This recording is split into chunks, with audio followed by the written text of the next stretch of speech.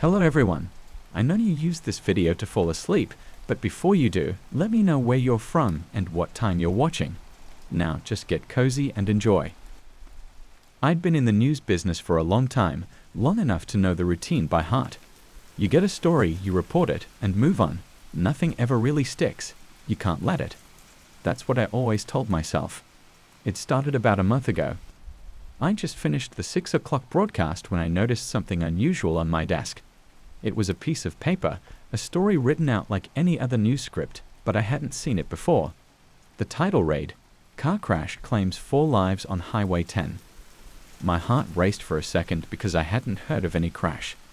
But it wasn't uncommon for updates to be slipped in late. I read it out loud on the next broadcast. Breaking news, tragedy strikes on Highway 10, where a 4-car pileup has left 4 dead. Emergency services are on site, and police are urging drivers to avoid the area. When the broadcast ended, I checked my phone. The alerts pinged one after another. Bedtime, keen. Fatal crash on Highway 10 confirmed. 4 dead. I froze. The details were identical to the story I just read, word for word. I hadn't heard about it before going on air, and yet the script was right there. I chalked it up to coincidence, bad timing perhaps, but the uneasy feeling didn't leave me. The next day, it happened again. This time, the script appeared just before I went live. The headline read, "Power outage leaves thousands in the dark." I flipped through my notes. There was nothing in there about a power outage. Still, when you're on live TV, you go with what you're given. Thousands of residents are currently without power as an unexpected outage has hit several neighborhoods. Officials say it may take hours to restore electricity. The broadcast ended. The lights in the studio flickered, and everything went black. I sat there, in the dark, feeling the hair on the back of my neck stand up. I could hear the crew scrambling, confused. My phone buzzed again. The headlines were already coming in. Massive power outage hits city. Thousands without electricity. 2 stories. 2 strange coincidences. Except they weren't coincidences, were they? I didn't want to believe what was happening, but every night the same thing occurred. A new script would appear on my desk before the broadcast, always detailing some disaster or tragedy. And every time, within minutes of me reading it, the events would unfold exactly as described. Fires, robberies, accidents. It didn't matter how big or small. Every word I said became reality. I stopped sleeping. I couldn't. The nightmares started soon after. They weren't about the events themselves, but about the feeling I had when I read those scripts, the chilling sensation that I wasn't just reporting the news, I was creating it. One night, I decided to confide in my co-anchor, Sarah. I told her everything, the scripts, the predictions, the deaths. She didn't believe me, of course. Who would? But the scripts were real. I showed her the papers. "Where did you get these?" she asked, her face pale as she skimmed through them. "I don't know. They just show up." She shook her head. "This can't be real. Someone's messing with you." I thought that too at first, I said. But after it kept happening, Sarah didn't say anything for a while, and I could see the doubt in her eyes. "Maybe you're just stressed," she finally said. "Let's take a break. You're too deep into this." I tried to take her advice. For a few days, I ignored the scripts when they showed up. But the stories still played out in real life. Fires blazed in abandoned warehouses, people disappeared from their homes, and a plane even made an emergency landing, just like the script had said it would. Then came the night everything changed. I was getting ready for the 10 o'clock broadcast when I found another script waiting for me. This time, the headline made my blood run cold. News anchor found dead at her desk. Cause unknown. I stared at the paper for what felt like hours, my hands trembling. No, I thought, this wasn't happening. I couldn't read this. I wouldn't. But the clock was ticking down, and I had a job to do. The red light on the camera blinked, signaling we were live. I glanced at the teleprompter, trying to follow the normal script, but my eyes kept drifting back to that cursed piece of paper. When the time came for the breaking news segment, I hesitated. Sweat beaded on my forehead, and my heart pounded in my chest. Everyone was waiting for me to speak. The crew, the viewers, everyone. My voice cracked as I tried to continue with the regular news. But then the words slipped out. Breaking news. A local news anchor was found dead at her desk tonight. Silence. The entire studio fell into a stunned hush. My co-anchor turned to look at me, eyes wide with disbelief. I stammered. But before I could explain, something strange happened. I felt cold. An icy chill crept up my spine, freezing me in place. My vision blurred, and a heavy weight pressed down on my chest. It was as if something or someone was choking the life out of me. I gasped for air, but it was no use. The room spun, the lights flickered, and I collapsed forward onto the desk. I could hear faint shouts, people rushing toward me, but their voices grew distant, fading into a cold, dark void. As I lay there, dying, I understood. I hadn't been reading the news. I had been writing it. Each word, each story had come to life because I had willed it into existence. And now, with those final words, I had sealed my own fate. The last thing I heard before the darkness consumed me was the sound of papers fluttering in the breeze. Somewhere in the distance, a new story was being written. When I first started sculpting, it was a way to fill the quiet hours in my studio, a calming escape from everything else in life. My studio wasn't much, just a converted garage at the back of my house, but it was all I needed. The space smelled like damp clay and old paint, and I loved it that way. Every time I started on a new piece, I felt like I was giving shape to a part of me I couldn't quite express in words. Until things started changing. It was subtle at first. I noticed a shadow out of the corner of my eye, just a blur. It looked like it was cast by something tall and narrow, a shape that didn't quite fit with any of the objects around me. I figured it was the trick of the lighting. My old work lamps often flickered, and sometimes the wind outside would cause strange reflections. I brushed it off. But the next time I started on a new sculpture, the shadow was back. This time, it felt different, like it was watching me. Every time I looked up, though, there was nothing. I laughed it off. Sculpting for hours in silence was bound to make anyone a little paranoid. I thought I was imagining things. That is, until the sculptures started changing. I was working on a piece I had envisioned as an abstract shape, something smooth and undefined. I hadn't decided on a final form yet, just letting my hands guide me. But as the days passed, it began to look like something, someone. The once vague shape was taking on a more distinct form, something dark, featureless, but human-like. Its limbs seemed too long, its shoulders too narrow. I tried to change it, reshape it into something else, but every time I chipped away at the clay, it would fall back into the same haunting figure. It was as though my hands no longer belonged to me, as if I was just a puppet in this process. I started working late into the night, hoping the fatigue was causing my brain to misfire, that maybe I just needed rest. But the more I worked, the more the figure emerged. And every time I tried to erase it, the shadow in the corner of my studio grew darker, more defined. It was no longer a blur. It stood there, clear as day. A tall silhouette with no face, no features, just watching. My hands trembled, but I kept working, hoping that if I finished the sculpture, this eerie feeling would go away. Days turned into weeks, and with each passing day, the figure in the clay grew more terrifying. It had no eyes, yet I felt it stare.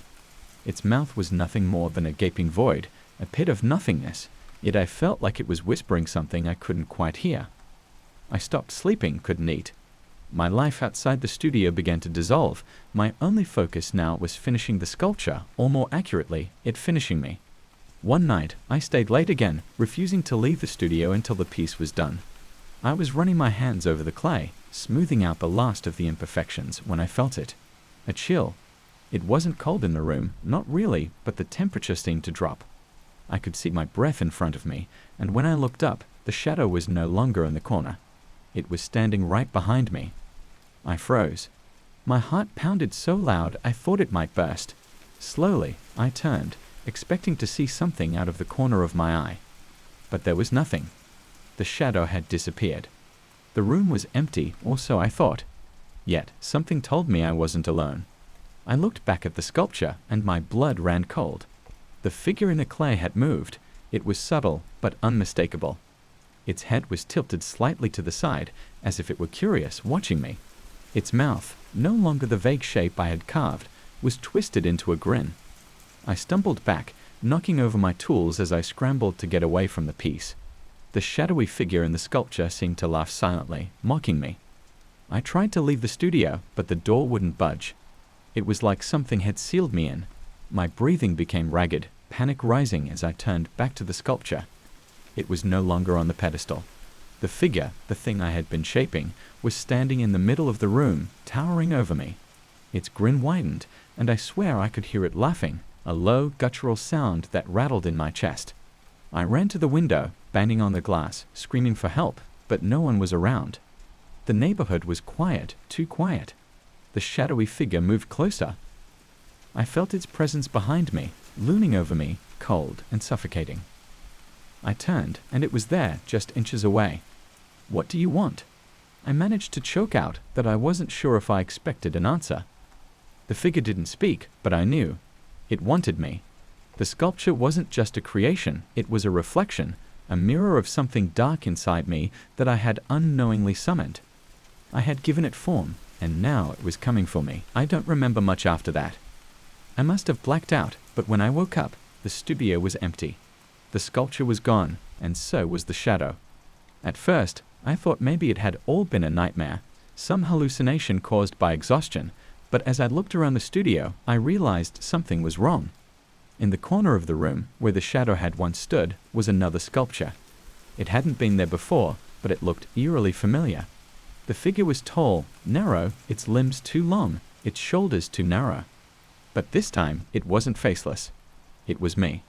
The likeness was uncanny, down to the smallest detail. The eyes, the mouth, even the expression, an exact replica. I backed away slowly, trying to process what I was seeing. My hands shook as I reached out to touch it, half expecting it to move, but it was cold, solid, just clay. I wanted to destroy it, to smash it into 1,000 pieces, but something stopped me. I couldn't bring myself to do it. It was as if the sculpture had a hold on me, something unspoken, something I couldn't shake. I left the studio, locking the door behind me, hoping that would be enough to keep whatever it was contained.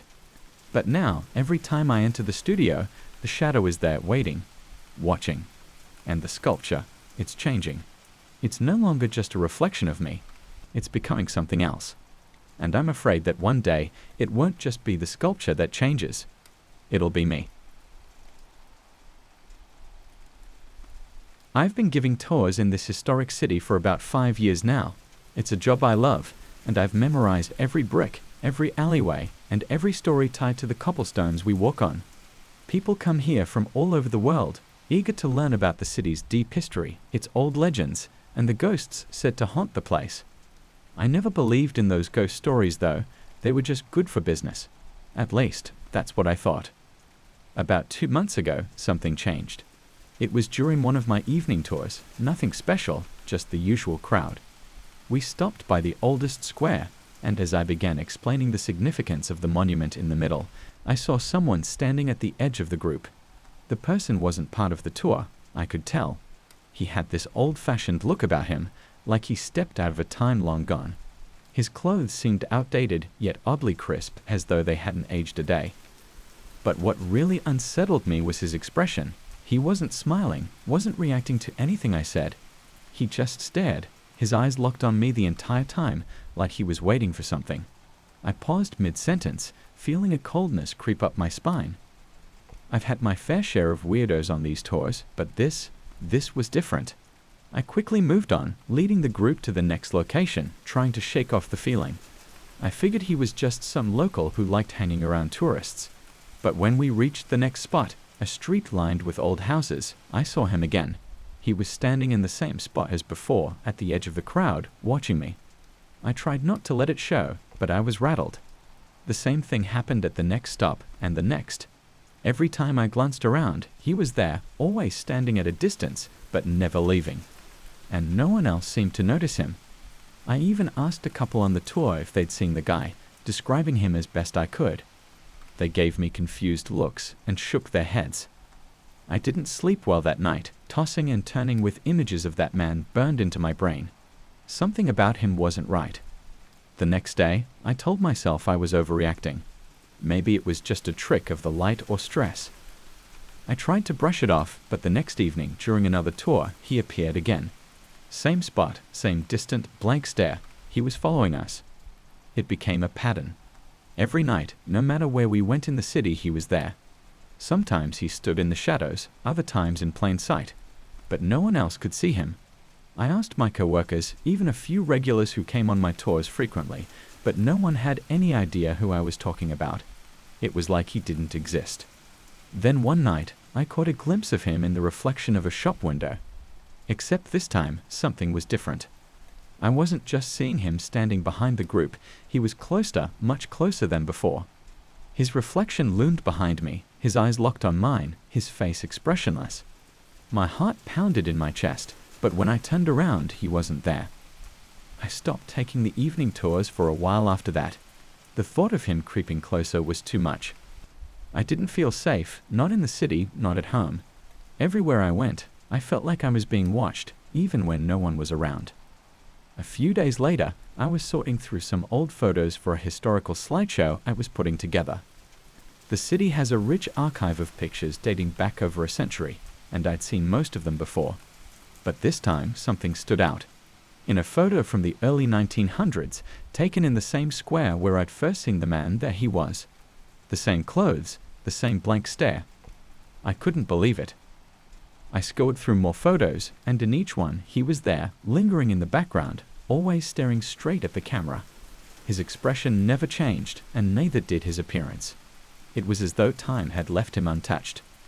My hands shook as I went through more and more images, some as recent as the past few years. He was in all of them. I couldn't make sense of it. I didn't know what to do. Was I going crazy? Was this some elaborate joke? I couldn't ask anyone, because how do you explain something like that without sounding unhinged? That night, I had the worst nightmare I'd ever experienced. I was giving another tour, but the city wasn't how I knew it. It was dark, empty, as if it had been abandoned for centuries. The buildings crumbled around me, and the sky hung heavy with clouds. I walked the familiar route, my footsteps echoing off the broken stones. I knew the group was behind me, but when I turned around, they were gone. In their place stood the man, his face inches from mine. He didn't say a word, but his presence crushed me. I couldn't move, couldn't breathe. I woke up drenched in sweat, gasping for air. The feeling of suffocation lingered long after I'd woken up. I was terrified of going back to sleep, afraid I'd see him again. The next morning, I decided I couldn't live like this. I needed answers. I went to the city archives, determined to find out who this man was. The clerk there was helpful, pulling out old records and documents, but nothing came up. No one with his description or name appeared in any of the city's history. As I was leaving, one of the older archivists, a woman who had worked there for decades, stopped me. She had overheard my questions and asked if I was looking for the ghost of the forgotten. I felt a chill run down my spine as she explained the legend, an old story about a man who was never acknowledged in life. A ghost who now haunts the city, following tours, forever watching but never being seen. It was said that those who notice him are marked, trapped in a cycle of watching, just like he had been. No one knows what happens to those who see him, she said, but they never stay around for long. I didn't believe her at first. It was just another ghost story, right? But then I saw it. As she handed me an old photograph from the 1800s, there he was again, in the background, the same face, the same cold eyes. I dropped the photo and ran out of the archives. Panic surged through me, but deep down, I knew I couldn't run from this. He was everywhere, in every reflection, every photo, and in every shadow. I went home and locked myself inside, but the feeling of being watched never left. That night, I looked through my own photos from past tours, scrolling through years of memories. And in each one, tucked away in the corner, was the stranger. He had been there all along. I just hadn't noticed. Now, as I sit here writing this, I realize there's no escaping him. I can feel him behind me watching me. It's only a matter of time before he's not just a reflection in a window or a face in a photo. He's coming closer, and I don't think I'll be able to stop him. I remember the first time I saw it, just a single coffee bean, hidden among the thousands I had roasted that week. It was glowing faintly, almost like it had captured the last light of the setting sun. At first, I thought my eyes were playing tricks on me. But no, this one bean seemed to shimmer, a faint pulsing glow as if it had a heartbeat. I held it in my hand, feeling the warmth of the freshly roasted beans surrounding it. But this one was different, cooler to the touch despite its radiance. I wasn't sure what to do with it. I'm a coffee roaster by trade, and I've handled beans from all over the world, but I'd never seen anything like this. Curiosity got the better of me, and instead of tossing it aside as a defective bean, I put it in the batch I was roasting for my personal stash. That was my first mistake. The next morning, I ground up the beans, the glowing one included, and brewed a pot of coffee. I didn't think much of it. Maybe it was just an oddity, something natural but strange. But as the aroma filled my kitchen, something felt off. The smell was richer, deeper than usual. There was an underlying scent, almost like damp earth after a heavy rain, mixed with the familiar warmth of freshly brewed coffee. I took my first sip, expecting nothing more than a caffeine jolt to start my day. Instead, I got something much, much worse. My vision blurred just for a moment, but it was enough to disorient me. I blinked hard, trying to shake it off, but when my eyes focused again, I wasn't in my kitchen anymore. I was in a dark room, the air thick with humidity. The walls seemed to breathe, expanding and contracting, as if the building itself was alive. My heart pounded in my chest as I tried to make sense of it. This wasn't a dream. I was awake. I could feel the sweat trickling down my back, the cold floor beneath my feet. I heard whispers, faint at first, then growing louder.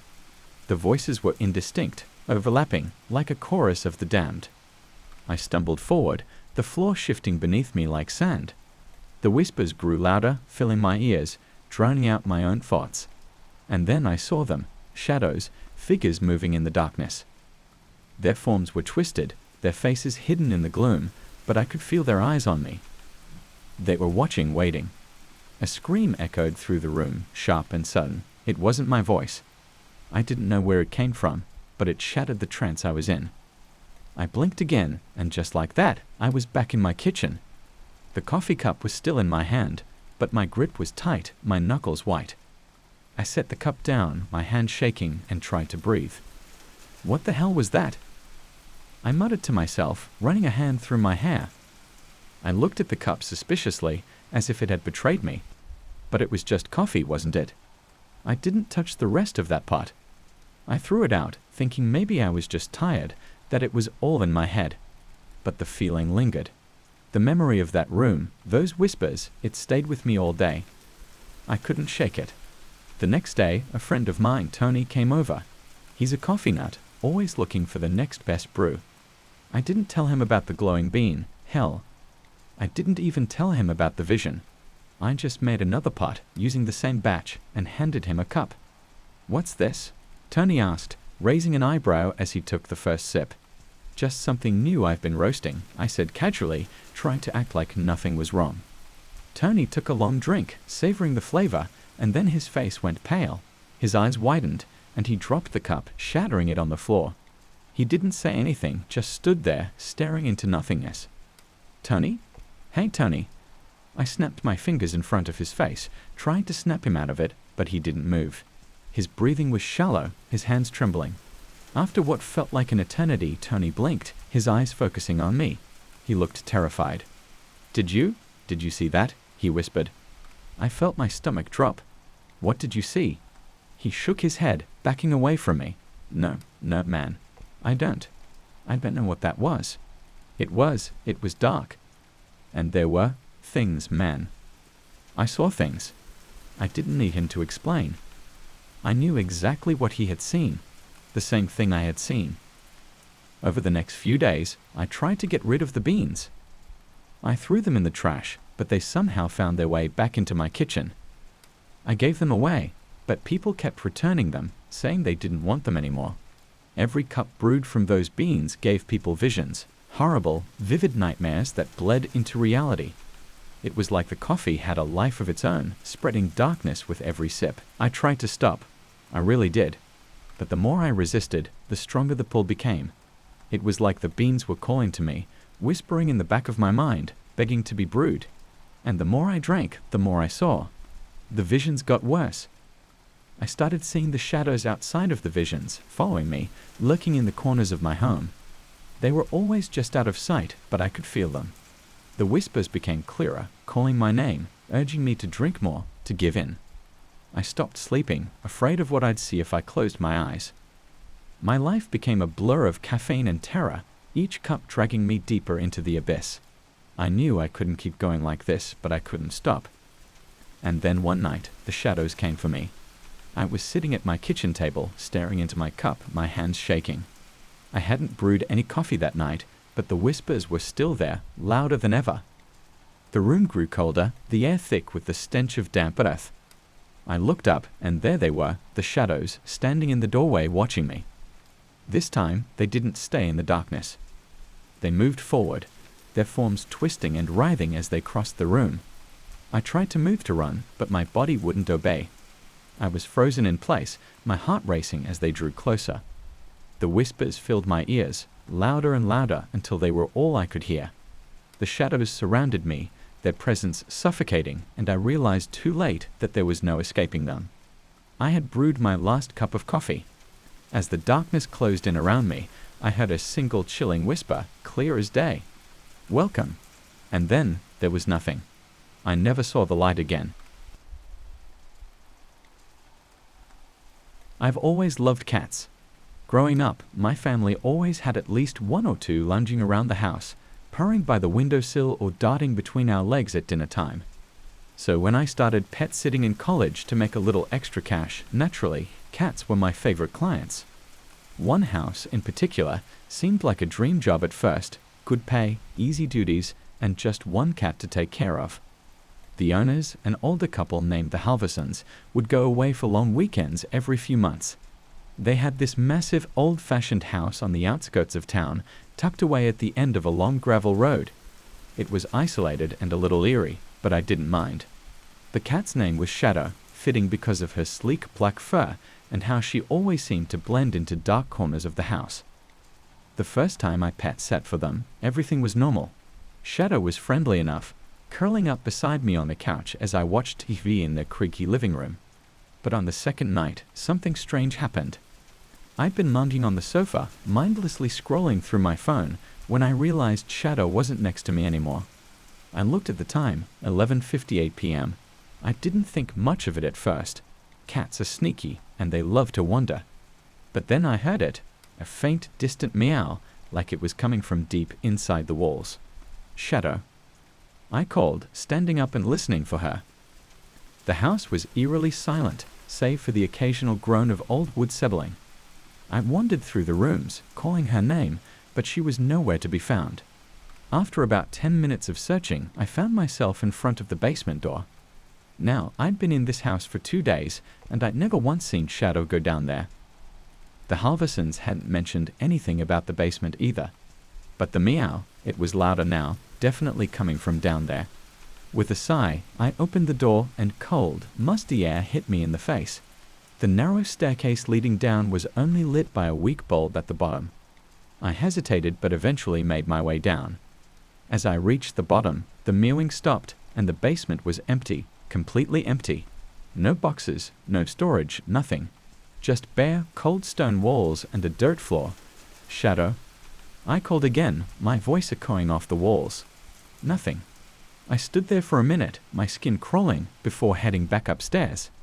I figured she'd just hidden somewhere in the house and would come out when she was ready. But when I got back upstairs, she was sitting on the kitchen counter, calmly licking her paw like she'd been there the whole time. "Where the hell did you come from?" I muttered, more to myself than to her. She just blinked at me with those bright green eyes and hopped down, trotting out of the kitchen. That was the first night. I chalked it up to my imagination and didn't think too much of it. But then it happened again. The next night, I was reading in the living room when I realized the house had gone silent. No sound of purring, no padding of little feet across the hardwood floors. I checked the clock. 11:59 p.m. I immediately stood up and looked around. Shadow? No answer. No sound. I rushed through the house, checking every room. And then, just like the night before, I heard the faintest meow, this time coming from upstairs. I hurried up the stairs, my heart pounding. The mewing was louder now, and as I reached the top of the stairs, it seemed to come from the far end of the hallway. I followed the sound, my hands shaking as I opened the door to the master bedroom. The room was empty, save for the large bed in the middle and the old wooden wardrobe in the corner. I hesitated but eventually approached the wardrobe, my breath catching in my throat. Slowly, I pulled the door open. Nothing. Empty, just like the basement had been. But the mewing, it was still there surrounding me. I couldn't pinpoint where it was coming from anymore, and suddenly, the room felt colder.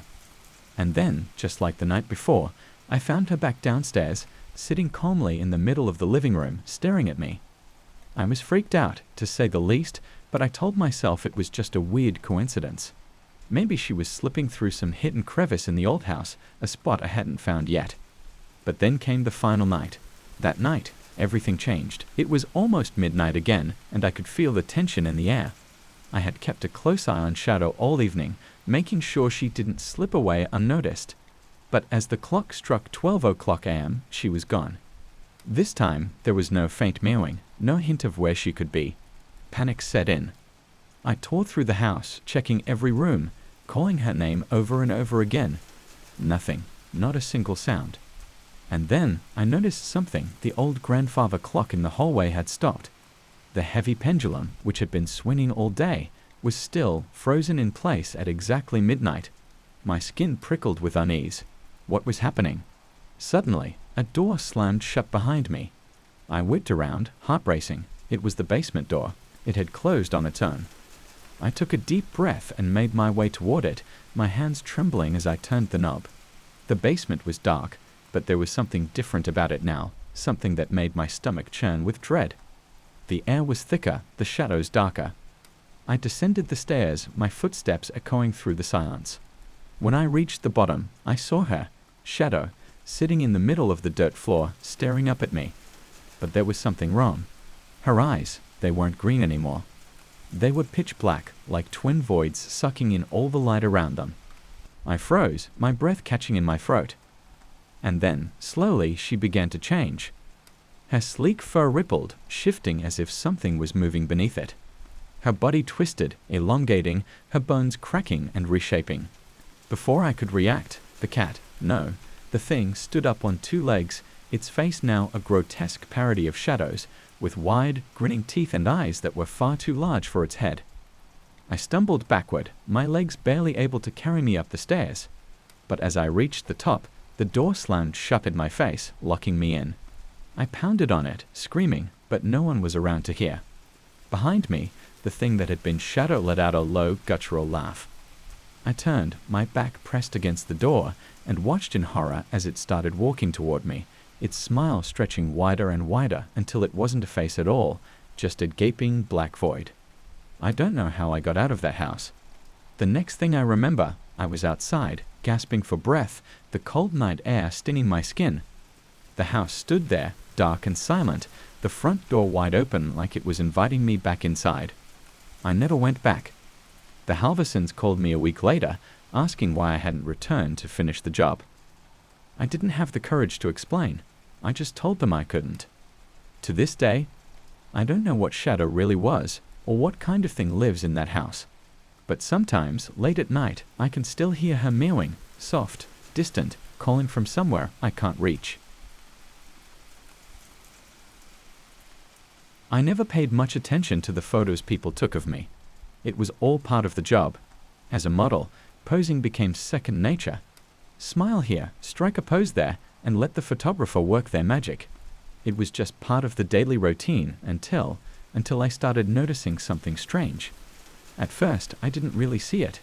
I guess when you're constantly bombarded with photos of yourself, it's easy to overlook the details.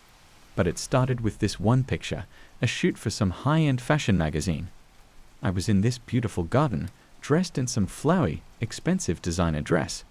The photo came out great, except for this tiny detail I couldn't ignore. There was a figure in the background. Not a person, exactly, more like a blurry shape. It was too vague to be someone from the set, and I couldn't remember seeing anyone back there during the shoot. I chalked it up to a trick of the light or maybe some technical error. But once I saw it, I couldn't unsee it. The next few photo shoots were normal enough. No creepy figures or anything, but then it happened again. Another strange blur in the background of one of my pictures. This time, the figure was clearer, still far off, but definitely not just some trick of the light. It had the shape of a person, but it was off, like it wasn't quite there. I showed it to the photographer, just casually asking if someone had wandered into the shot by accident. He frowned and squinted at the screen, shaking his head. "No one was behind you," he said, sounding certain. "Maybe it's just a shadow or something." But it wasn't a shadow. I knew that much. A few weeks went by, and things were calm. I started to forget about the strange photos, until I couldn't anymore. I was booked for a shoot at a fancy hotel, the kind with too many chandeliers and marble floors that shine like mirrors. The photos were beautiful, but when I looked closely at them afterward, that figure was there again. This time, though, it was standing closer, clearer. I could see a face, or rather, the start of one. It wasn't fully formed, like someone had started drawing a person but gave up halfway through. It was then I knew something was wrong. The figure didn't feel like a mistake. It felt intentional, like it was there on purpose. I started to get nervous before every shoot. Every time the camera flashed, I'd feel a chill run down my spine, like something or someone was watching me. And it wasn't the photographer. By now, I couldn't stop myself from looking at the photos. It was becoming an obsession. I didn't care about how I looked anymore. I only wanted to see if the figure was still there, and every time I checked, it was. Closer, clearer, and more human. I started showing my friends the photos. At first, they laughed it off, saying I was imagining things, that it was just a smudge on the lens or a digital glitch. But after the fourth or fifth picture, their reactions changed. They got quiet. They didn't know what to say. The worst part was, it wasn't in every photo.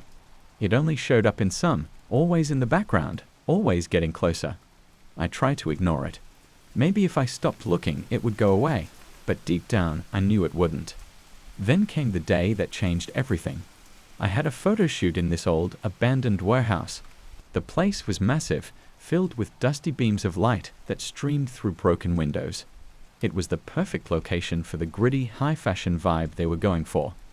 The shoot went well, no surprises. I actually felt good about it for once.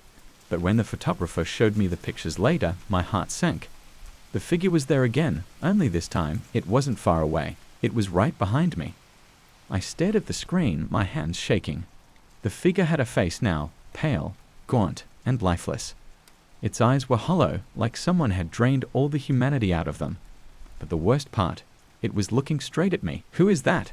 I whispered, my voice barely audible. The photographer looked confused. "What do you mean? There's no one else in the shot." I pointed to the screen, but he just frowned and shook his head. "I don't see anything." Panic set in. "You don't see it? It's right there." He stared at me like I was losing my mind. "There's nothing there, I swear. Maybe you're just tired." Tired? I felt like I was losing my grip on reality. I grabbed my phone, scrolling through the photos from the past few months. It was in all of them, growing more human, more real. And no one else could see it. I stopped modeling after that shoot. I couldn't do it anymore. Every time I looked in the mirror, I was terrified that I'd see that figure standing behind me. I started avoiding cameras altogether, even selfies with friends. But I couldn't escape it. One night, I decided to go through my old photos again. Maybe I was imagining things. Maybe it was all in my head. I needed to know for sure. I spread the photos across my kitchen table, studying each one carefully. The figure had been distant at first, barely visible. But with each picture, it had come closer, its features sharpening, becoming more lifelike. In the last photo I'd taken, it was standing right next to me. Its hand, if you could call it that, was reaching for my shoulder. A knock on the door startled me. I glanced at the clock. Midnight. Who could it be at this hour? My heart pounded as I walked to the door, dread creeping over me. Slowly, I opened it, peeking through the crack. There was no one there. Just an empty hallway bathed in the dim light of a flickering bulb. I closed the door, my hands shaking. But when I turned around, I froze. It was standing in my living room. The figure from the photos. But this time, it wasn't blurry, and it wasn't in the background. It was here, in my home. I couldn't move, couldn't scream. It just stood there, staring at me with those hollow eyes. Then it smiled. A cold, twisted smile that sent chills down my spine. I tried to run, but my legs wouldn't cooperate. They felt like lead, as if the weight of the figure's gaze had paralyzed me. Slowly, it stepped forward, closing the distance between us. Its face, so human yet so wrong, loomed closer. And then it whispered, "I've been waiting for you." The lights flickered, and when they came back on, I was alone. The figure was gone, but something felt different. I rushed to the nearest mirror, hoping against hope that it was all a bad dream. But when I looked into the glass, my reflection wasn't mine. It was its. I've been flying cargo for about 10 years now, mostly quiet work. You pick up a load, fly through the night, land, unload, and move on. But there's this one route, out in the middle of nowhere, that I'd taken a few times before everything started to get weird. The first time I landed at Airfield 23, it seemed like any other drop. This place was off the radar, literally, just coordinates on a map, with nothing but a long stretch of dirt runway and a single hangar. It didn't even have a proper name. Temporary base, they said, fine by me. I don't ask questions, I just fly the plane. The first time was normal. I had a standard manifest, miscellaneous supplies, some military gear, parts for engines, nothing too out of the ordinary. I landed, the ground crew showed up, and they unloaded everything. Simple enough. But the second time I landed there, things changed. I picked up the cargo like usual in Nevada. The manifest was the same. 24 crates, mostly mechanical parts and food rations. The flight was smooth, nothing unusual. But when I landed, something felt off the moment I stepped out of the cockpit. The airfield was shrouded in fog, thicker than I'd ever seen. No lights from the hangar, no ground crew waiting. Just a low, creeping mist that swallowed up everything around me. I brushed it off as a freak weather condition, but it made me uneasy. After all, the desert isn't known for fog. When I opened the cargo hold to check the boxes before the crew arrived, that's when I saw it. There were more crates than I loaded back in Nevada. A lot more. I checked the manifest again. 24 crates, clearly listed. But when I counted the cargo hold, there were at least 40. The extra crates weren't labeled, no markings, no numbers. Just plain, dirty wood boxes stacked neatly in the back. I tried calling the tower, but the radio was dead. No signal, no response. I thought about unloading everything myself, just to get a closer look, but something stopped me. It felt wrong to even touch those extra boxes, like they didn't belong here, like I didn't belong here. Eventually, the ground crew showed up. They were late, and when they arrived, they didn't speak, not a word, just started unloading the crates. They didn't ask why there were more than what was listed on the manifest. They didn't even look at me. It was like I wasn't even there.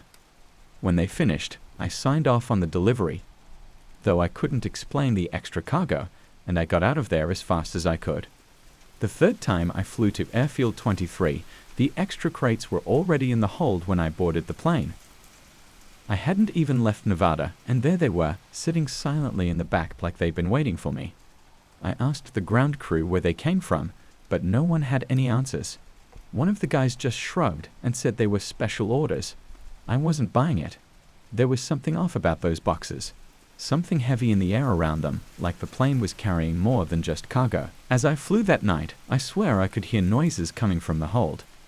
At first, I thought it was turbulence. Cargo shifts all the time.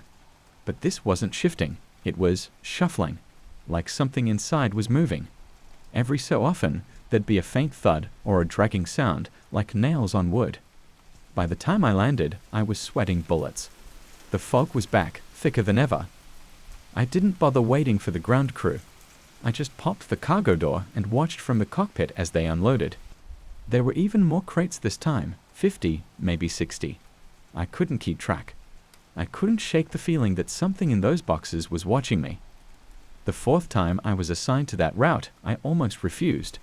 But flying's my job, and jobs like these don't come easy.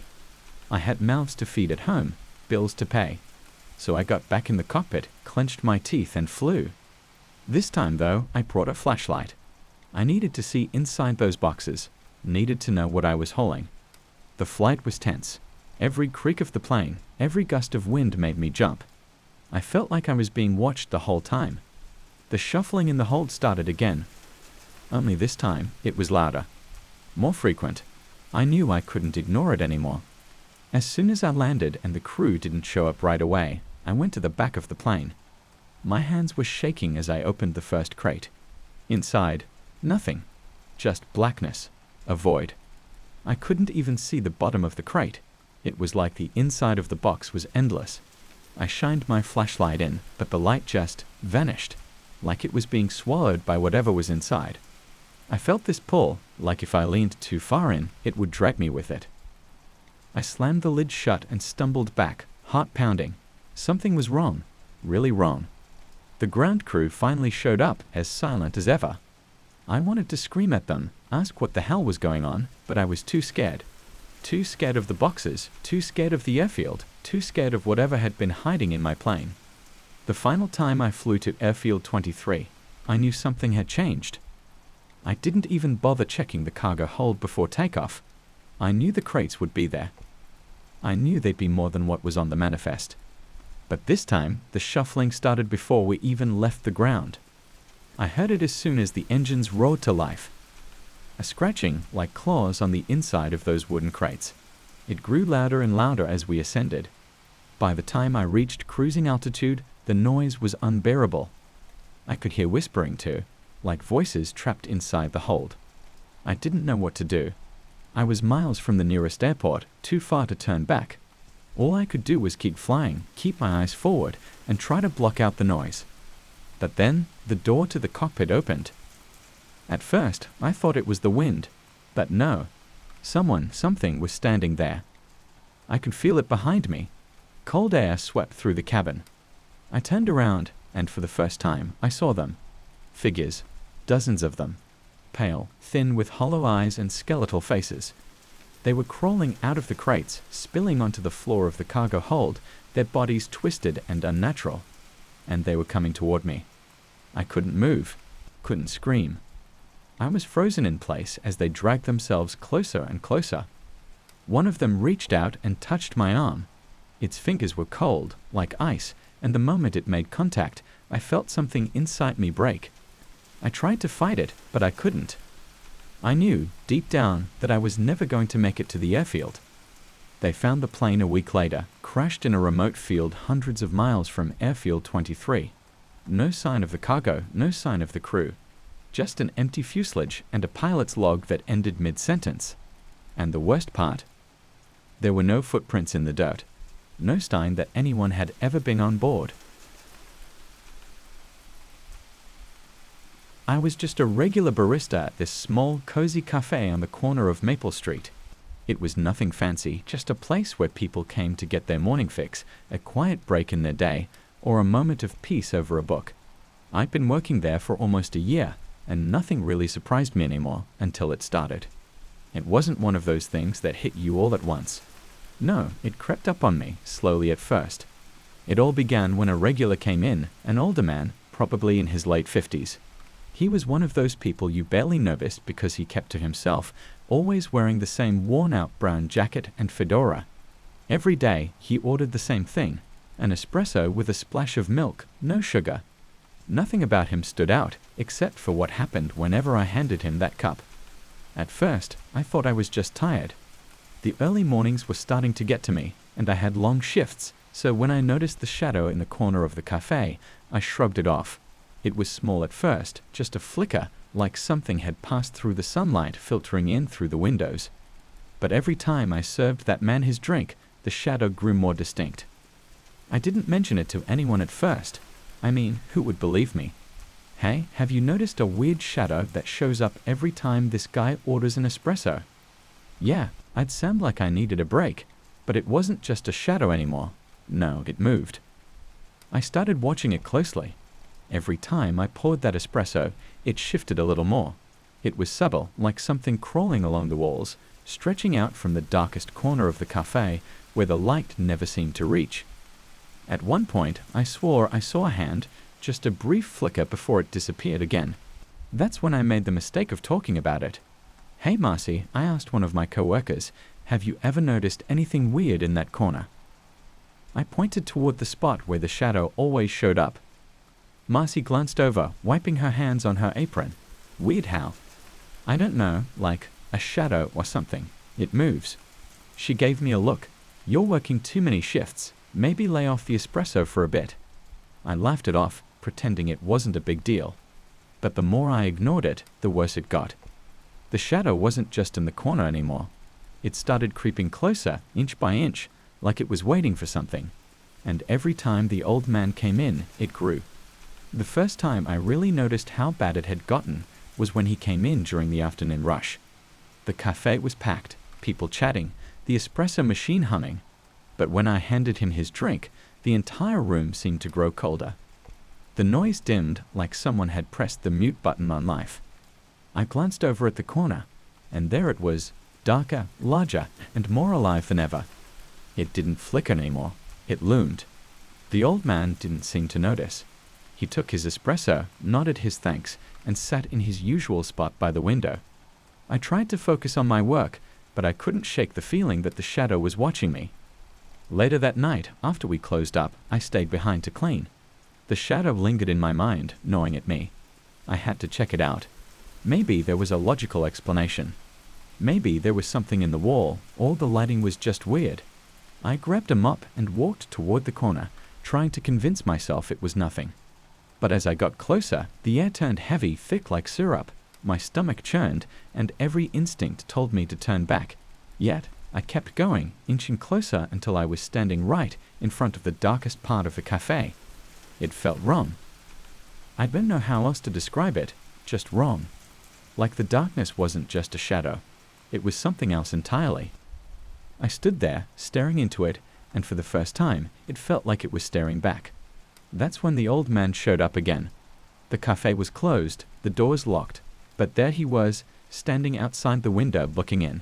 His face was pale, his eyes sunken, and that same brown jacket hung loosely on his bony frame. He raised his hand, tapping on the glass, and I froze. He wasn't supposed to be there.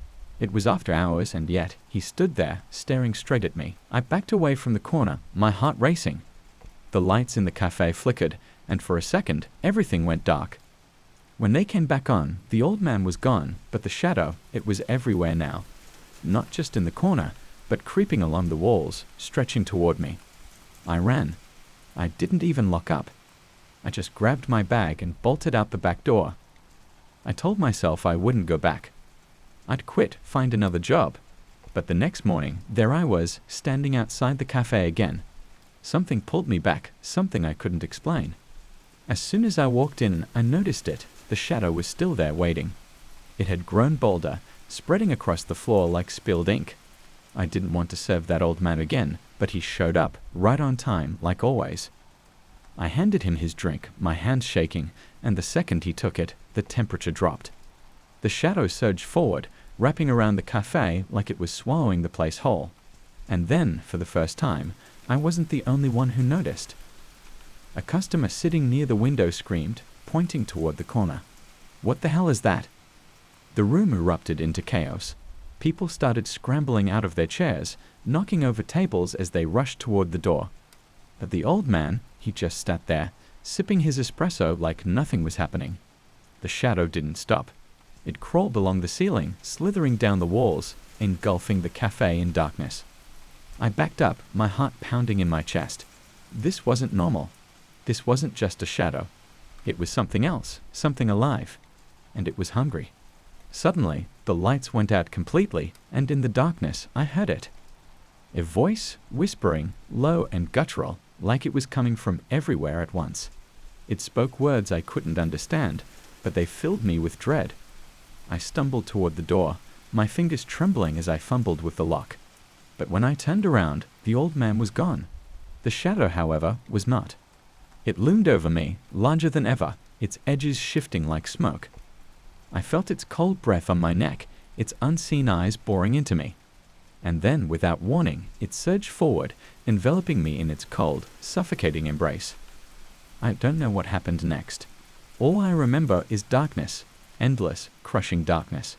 When I woke up, the cafe was empty, the morning sun streaming in through the windows as if nothing had happened. But I know better. The shadow is still there, waiting, watching. Every time I pour an espresso, I feel it creeping closer, feeding off the fear it leaves behind. And I'm afraid that one day it won't stop at the corner. One day it'll come for me. I never thought much of my job as a cemetery tour guide. I mean, it's a job like any other, right? Walking people through history, telling them stories about people long gone, helping visitors connect with the past. The atmosphere could be eerie sometimes, especially during the late tours when the sky turned purple and the shadows stretched out long and thin. But nothing about it ever felt truly wrong. That changed the day I noticed the headstone. It was just an ordinary autumn afternoon when it started. Crisp air, a little breeze rustling through the dry leaves, and the usual group of tourists following along. I'd walked this path hundreds of times before, and yet, as we passed by a row of weathered stones, something caught my eye. The name on one of the headstones seemed familiar. I stopped mid-sentence, my heart doing an odd flutter in my chest. The name on the headstone was Mara Thompson. That's my last name, Thompson. Weird, but it's a common enough name. I shrugged it off and kept talking, leading the group away from the area. That evening, I couldn't shake the feeling. It sat heavy in my gut, like I'd seen something I wasn't supposed to. I chalked it up to exhaustion and tried to let it go. But the next day, during another tour, I passed the same grave. This time, I made a point to glance at it. And this time, it wasn't Mara Thompson anymore. It was Mira Thompson.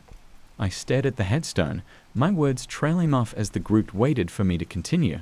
My mouth went dry. The letters were clearer now, like they had been freshly carved, and the name, it was closer to mine. It wasn't just the surname anymore. My first name, Maria, was creeping in. Mira wasn't far off, was it? I rushed through the rest of the tour, my mind racing. When it was over, I went back to the grave. I stood there, alone in the dimming light, staring at the name. Mira Thompson. It wasn't a coincidence. It couldn't be. The following morning, I went straight to the cemetery records. There had to be a mistake, right? Some mix-up, or maybe someone was playing a prank.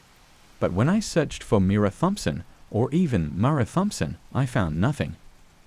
The records showed that the grave belonged to a woman named Harriet Moore, buried decades ago.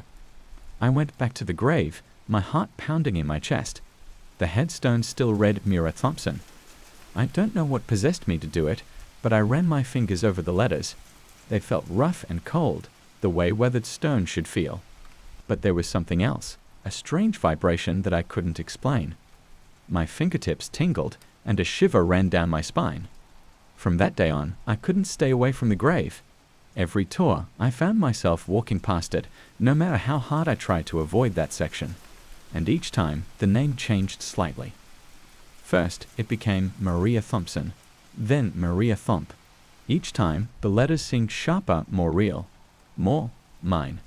The tourists never noticed. No one ever asked about the grave, as if it were invisible to everyone but me. My nights became restless. I'd wake up in a cold sweat, dreaming about the grave, about my name etched into stone, about being buried alive. One evening, after a late tour, I decided to stay behind. I had to know. I had to see what was happening. The cemetery was empty, silent except for the distant hooting of an owl. The moon was hidden behind thick clouds, casting everything in deep shadows. I walked through the familiar rows of graves, my feet crunching on the gravel path, until I reached the headstone. This time, it read Maria Thomps. I felt a pull, as if the grave itself was calling to me. My body moved on its own, my fingers tracing the letters again. As I touched the stone, the ground beneath me shifted. I gasped, stepping back, my heart thudding painfully in my chest.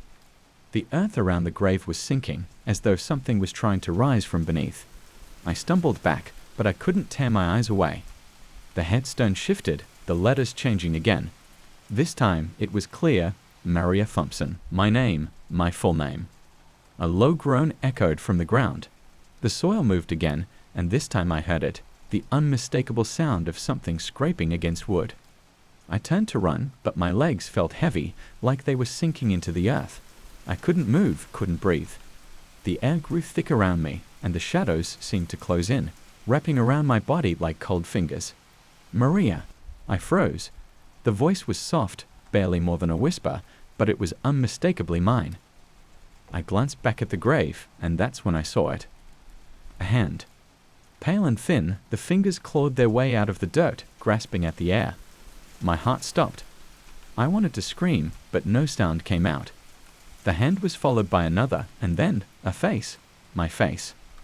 I stared in horror as a figure slowly pulled itself from the grave. It was me, or at least it looked like me. But there was something wrong. Its eyes were hollow, empty. It smiled, a grotesque, twisted version of my own smile, and it whispered my name again. Maria. I stumbled back, my legs finally working, and ran. I didn't stop until I reached the gates of the cemetery, my breath coming in ragged gasps. When I looked back, the figure was gone. The grave was still, the headstone unchanged. But I knew what I had seen. I didn't go back the next day, or the day after that. I couldn't. Every time I closed my eyes, I saw that thing, me, crawling out of the grave, taking my place. A week passed before I gathered the courage to return. I had to know if it was still there, if it was waiting. The cemetery was quiet when I arrived, the air heavy with an unnatural stillness. I made my way to the grave, my heart pounding in my chest. The headstone was blank. No name, no letters, just smooth, cold stone. But the grave was open. A deep, dark hole stared back at me, the earth around it freshly disturbed. My stomach twisted in fear, and I turned to leave, but I couldn't move. My feet were rooted to the ground. A shadow moved behind me, and I knew it was there. The last thing I heard before everything went black was my own voice whispering in my ear. Maria. When I woke up, I was in the grave. The cold earth pressed against my body, suffocating me. I tried to scream, but dirt filled my mouth, choking me. Above me, I heard footsteps. Someone was walking past. And then I heard my name. Not mine anymore. It was someone else's now. The headstone above me bore their name, their life. And mine? Well, I was just another shadow in the cemetery. I never believed in ghosts or spirits, not really. I've heard the stories, sure, but they never felt real to me. That changed when I started cleaning that office building. It wasn't anything fancy, just a regular cleaning gig, mopping floors, emptying trash cans, vacuuming, the usual stuff. But then, there was that one floor. The first time it happened, I thought I was imagining it. I was in a hurry, trying to finish up before my shift ended. I dumped the mop into the bucket and gave it a few good swirls to soak up the water. But when I pulled it out, the water had turned red. Not like the dirty brownish color you'd expect after mopping a dusty floor. No, this was different, bright red. It looked like blood. I stood there for a minute, staring at the bucket, my mind racing to make sense of it. The smell hit me next. It was thick, metallic, like iron. You know that scent you get from a handful of pennies? That times 1,000. I wrinkled my nose and dumped the water out. No big deal, I thought. Maybe there was rust in the pipes or something. I didn't want to freak myself out. I filled the bucket with fresh water, checked the mop, and started over. Everything seemed fine at first. But after a few swipes across the floor, I glanced down at the bucket. Red again. This time, it was darker, like old blood. The smell of iron was even stronger, so strong that I could taste it at the back of my throat. My chest tightened with unease, but I brushed it off again. Stress, maybe. I told myself I was being ridiculous, but deep down, I couldn't shake the feeling that something was wrong. It was always the same floor, the 6th. It didn't matter how many times I cleaned it, how much water I used, or how hard I scrubbed. Every time I mopped that floor, the water turned red, and the smell of iron filled the air. I thought about telling my supervisor, but what was I supposed to say? Hey, something weird happens when I mop the 6th floor. They'd think I was losing it. Weeks went by, and I started dreading the 6th floor. I'd try to avoid it when I could, but there was no getting out of it forever. The job had to be done, so I got used to it, kind of. I'd mop quickly, barely looking at the water, holding my breath to avoid the smell.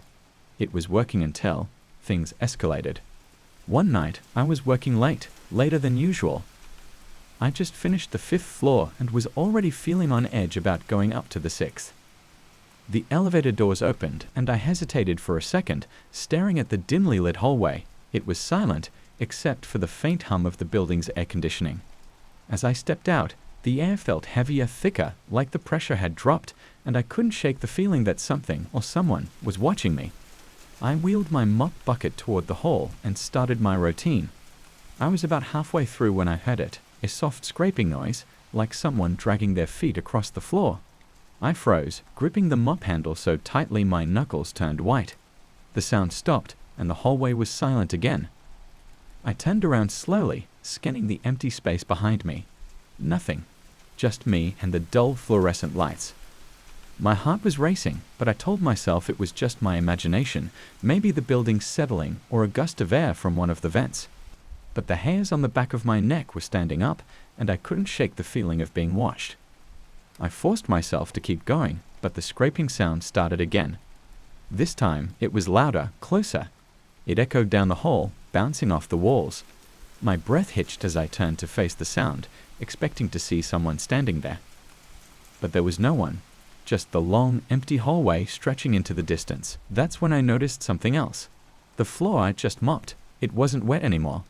The water had evaporated, leaving behind streaks of red. The smell of iron was overwhelming now, filling my nose, coating my tongue. I gagged and stumbled back, tripping over the mop bucket and spilling its contents onto the floor. The water splashed across the tiles, red and thick like blood. I scrambled to my feet, my pulse pounding in my ears. I didn't know what was happening, but I knew I needed to get out of there. I grabbed the mop and bucket and headed toward the elevator, my footsteps echoing unnaturally loud in the empty space. The scraping sound followed me. I moved faster, almost running by the time I reached the elevator doors. I hit the button repeatedly, glancing over my shoulder, half expecting to see something coming down the hall. But there was nothing. Just that god-awful scraping, getting louder and louder until it felt like it was right behind me. The elevator doors finally slid open, and I stumbled inside, jabbing the button for the lobby. As the doors closed, I caught one last glimpse of the hallway. For a split second, I could have sworn I saw something standing there, just at the edge of the light. A figure, tall and dark, its face obscured in shadow. The doors shut, and I was plunged into silence. My heart was hammering in my chest, and I was shaking all over. When I reached the lobby, I bolted out of the building without even clocking out. I didn't go back to work the next day. I didn't quit, not exactly, but I couldn't bring myself to set foot in that building again. I called in sick, then just stopped showing up. I didn't care if they fired me. I'd rather lose my job than go back to the 6th floor. For a while, I tried to forget about it. I convinced myself it was just stress, a trick of the mind. But then I started having nightmares. I dreamed that I was back on the 6th floor, mopping the endless hallway. The water in the bucket would turn red, and the smell of iron would fill the air. And in the distance, I'd hear the scraping sound, growing closer and closer, until I woke up in a cold sweat. The worst part, the dreams didn't stay in my head. Every morning when I woke up, I'd smell it, the iron. That same metallic stench, faint but unmistakable, lingering in my apartment. No matter how much I cleaned, no matter how many air fresheners I used, it wouldn't go away. A few days ago, I found something strange in my apartment. A dark streak on the floor, almost like a smear of dry blood. I scrubbed it clean, but the next morning, it was back. And every day since, the streak has grown a little bigger, a little darker. Now it's creeping across the floor toward my bed. I don't know how much longer I have before whatever was on that floor finds me. But I can smell the iron again, stronger than ever. It's only a matter of time. I didn't think much of it at first. Soccer has always been my escape, just me, a ball, and an empty field where I could clear my head after a long day. But recently, something changed. Something I can't explain, something that keeps haunting me every time I play. It started one evening when I was practicing free kicks at the park. The sun had just dipped below the horizon, leaving the field bathed in a soft, golden light. I lined up a shot, focused, and kicked the ball hard. The familiar thud of leather meeting my foot echoed in the air, but then there was something else. A second sound, like the ball had been kicked again, but delayed by just a second. At first, I thought maybe I was just hearing things. It had been a long day at work, and maybe my mind was playing tricks on me. But as the ball flew toward the goal, I couldn't shake the feeling that something was off. I shrugged it off, walked over, and retrieved the ball. Then I set it down again, this time paying closer attention. I kicked it hard, and again there it was. The same sound, delayed, like someone else was mimicking my movements. I stopped and looked around. The park was empty, just me, and the trees swaying in the evening breeze. I shook my head, laughing at myself. Get it together, I muttered, brushing it off as a weird echo or some quirk of the field. But the unease lingered. The next day it happened again. This time I was practicing with a couple of friends, but I didn't tell them about the sound. Every time I kicked the ball, I could hear that strange delayed echo, like an invisible player was kicking it back. No one else seemed to notice. They just carried on, laughing and running around, while I stood there, my heart starting to race for no reason I could explain. A week went by, and I couldn't stop thinking about it. Every time I went to the field, the sound was there. Always delayed, always following my kicks like some eerie shadow. It got worse. I would kick the ball, and as it rolled back to me, the sound would follow, getting louder, sharper, more distinct. It felt like something or someone was out there with me. One evening, the echo didn't stop. I kicked the ball, and that familiar delayed thud came back, but then it repeated again. And again. Each time, the sound got closer. It was like footsteps, like someone was kicking an invisible ball right behind me. My skin prickled and I spun around, but the field was still empty. Just me. I tried to ignore it. Told myself it was just my imagination, but the feeling grew stronger. I started hearing things at home too. At night, when everything was quiet, I would hear soft thuds, like a soccer ball rolling across my floor. I'd get up, check the living room, but nothing was there. Just silence and that creeping feeling of being watched. Then came the night that everything changed. It was late, and I had the field to myself. The sky was dark, no moon, just a few stars scattered above. I set the ball down, preparing for a long practice session. The moment I kicked the ball, I knew something was wrong. The echo came, but this time it was louder, much louder, like it wasn't just an echo anymore. It was real. I froze, my breath catching in my throat. The ball came rolling back toward me, slower than it should have. I didn't move, just stared at it, and then I heard it again. The sound of another kick right behind me. My heart pounded in my chest as I turned around. Nothing. No one was there. But the ball? It kept rolling back, like it had been kicked by someone I couldn't see. I took a step back, my body stiff with fear. The ball stopped at my feet, and I could feel the air around me change, like the temperature had dropped. My breath came out in short, panicked bursts. I wasn't alone. I knew it. I could feel it. Something was there with me, something I couldn't explain. Against every instinct screaming at me to run, I kicked the ball again. It soared through the air, and the echo came again, this time almost immediately, as if the invisible kicker was right next to me. The ball didn't come back this time. It disappeared into the dark, swallowed by the night. I didn't wait. I grabbed my things and ran. I didn't look back, didn't stop until I was home, locking the door behind me. My heart raced and I sat on the couch, trying to calm down, telling myself it was just my mind playing tricks. But deep down, I knew it wasn't. The next day, I didn't go to the field. I avoided it for days, convincing myself that whatever happened was a one-time thing. But the sounds followed me. I heard them everywhere, the delayed echoes of my kicks, the thud of a soccer ball, always just out of sight. It was driving me mad. I couldn't escape it. One night, I decided to face it. I went back to the field, determined to figure out what was happening. The moment I stepped onto the grass, I knew it was a mistake. The air felt heavy, like something was waiting for me. I set the ball down and kicked it hard, just like I always did. The echo came, but this time there was no delay. It was immediate, like the ball had been kicked by someone right beside me. I turned, but again no one was there. The ball rolled back, but something was different. It wasn't the same ball. It was all dirty, like it had been left out in the elements for years. I stared at it, my heart racing, as the ball stopped at my feet. And then I heard it, the sound of footsteps, slow and deliberate, coming toward me from the darkness. I backed away, my breath catching in my throat, but the footsteps kept coming, closer and closer. My mind raced, trying to make sense of it, but there was no explanation. No one was there, and yet I could feel something moving toward me. And then I saw it. A shadow, barely visible in the dim light of the field, standing where the ball had landed. It was watching me, its form shifting, unnatural. My body froze in terror, and before I could even think, I ran. I didn't stop, didn't look back. I ran as fast as I could, hearing the echo of my footsteps following me, like someone was chasing me. When I finally reached home, I slammed the door behind me and locked it, my heart pounding in my chest. I thought I was safe, but then I heard it.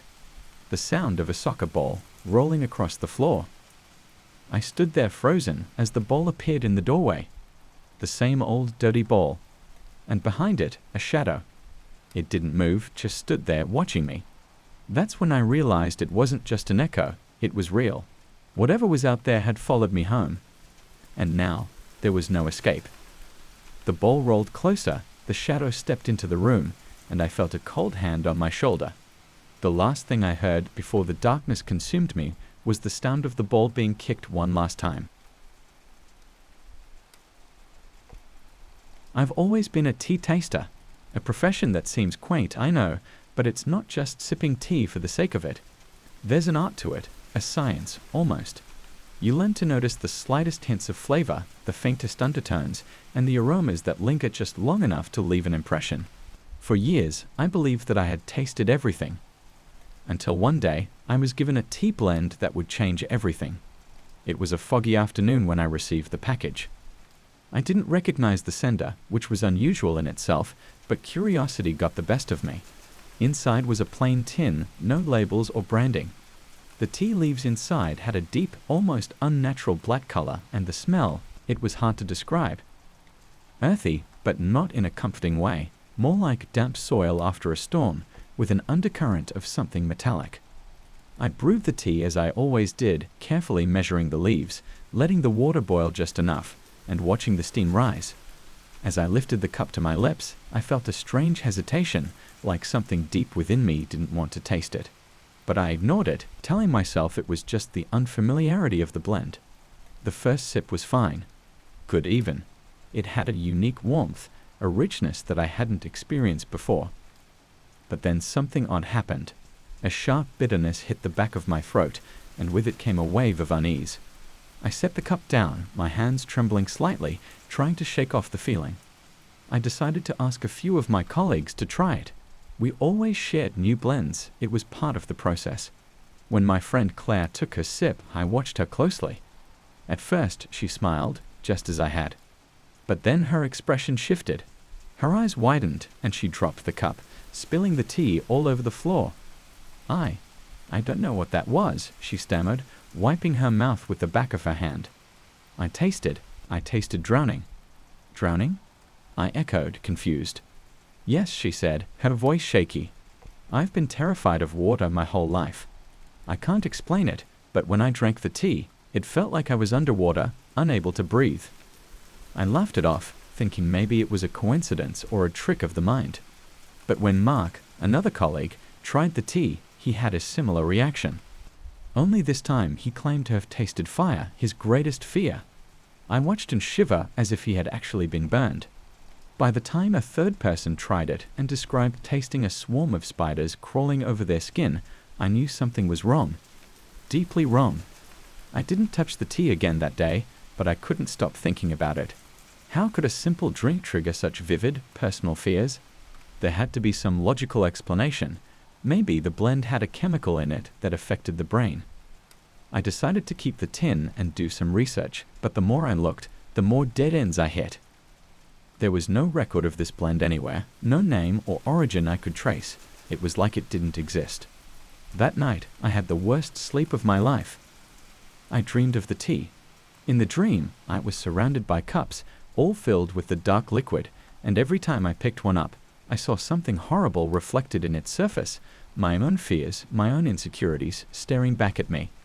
When I woke up, drenched in sweat, I knew I had to get rid of the tea. Whatever it wasn't normal. It wasn't safe. But I couldn't just throw it away. Something inside me wouldn't let me. I tried to push the thought out of my mind, tried to convince myself I was being ridiculous, but the tin stayed on my counter, looming like a dark cloud. A week passed, and the nightmares continued. It wasn't long before I noticed that my colleagues who had tried the tea weren't themselves either.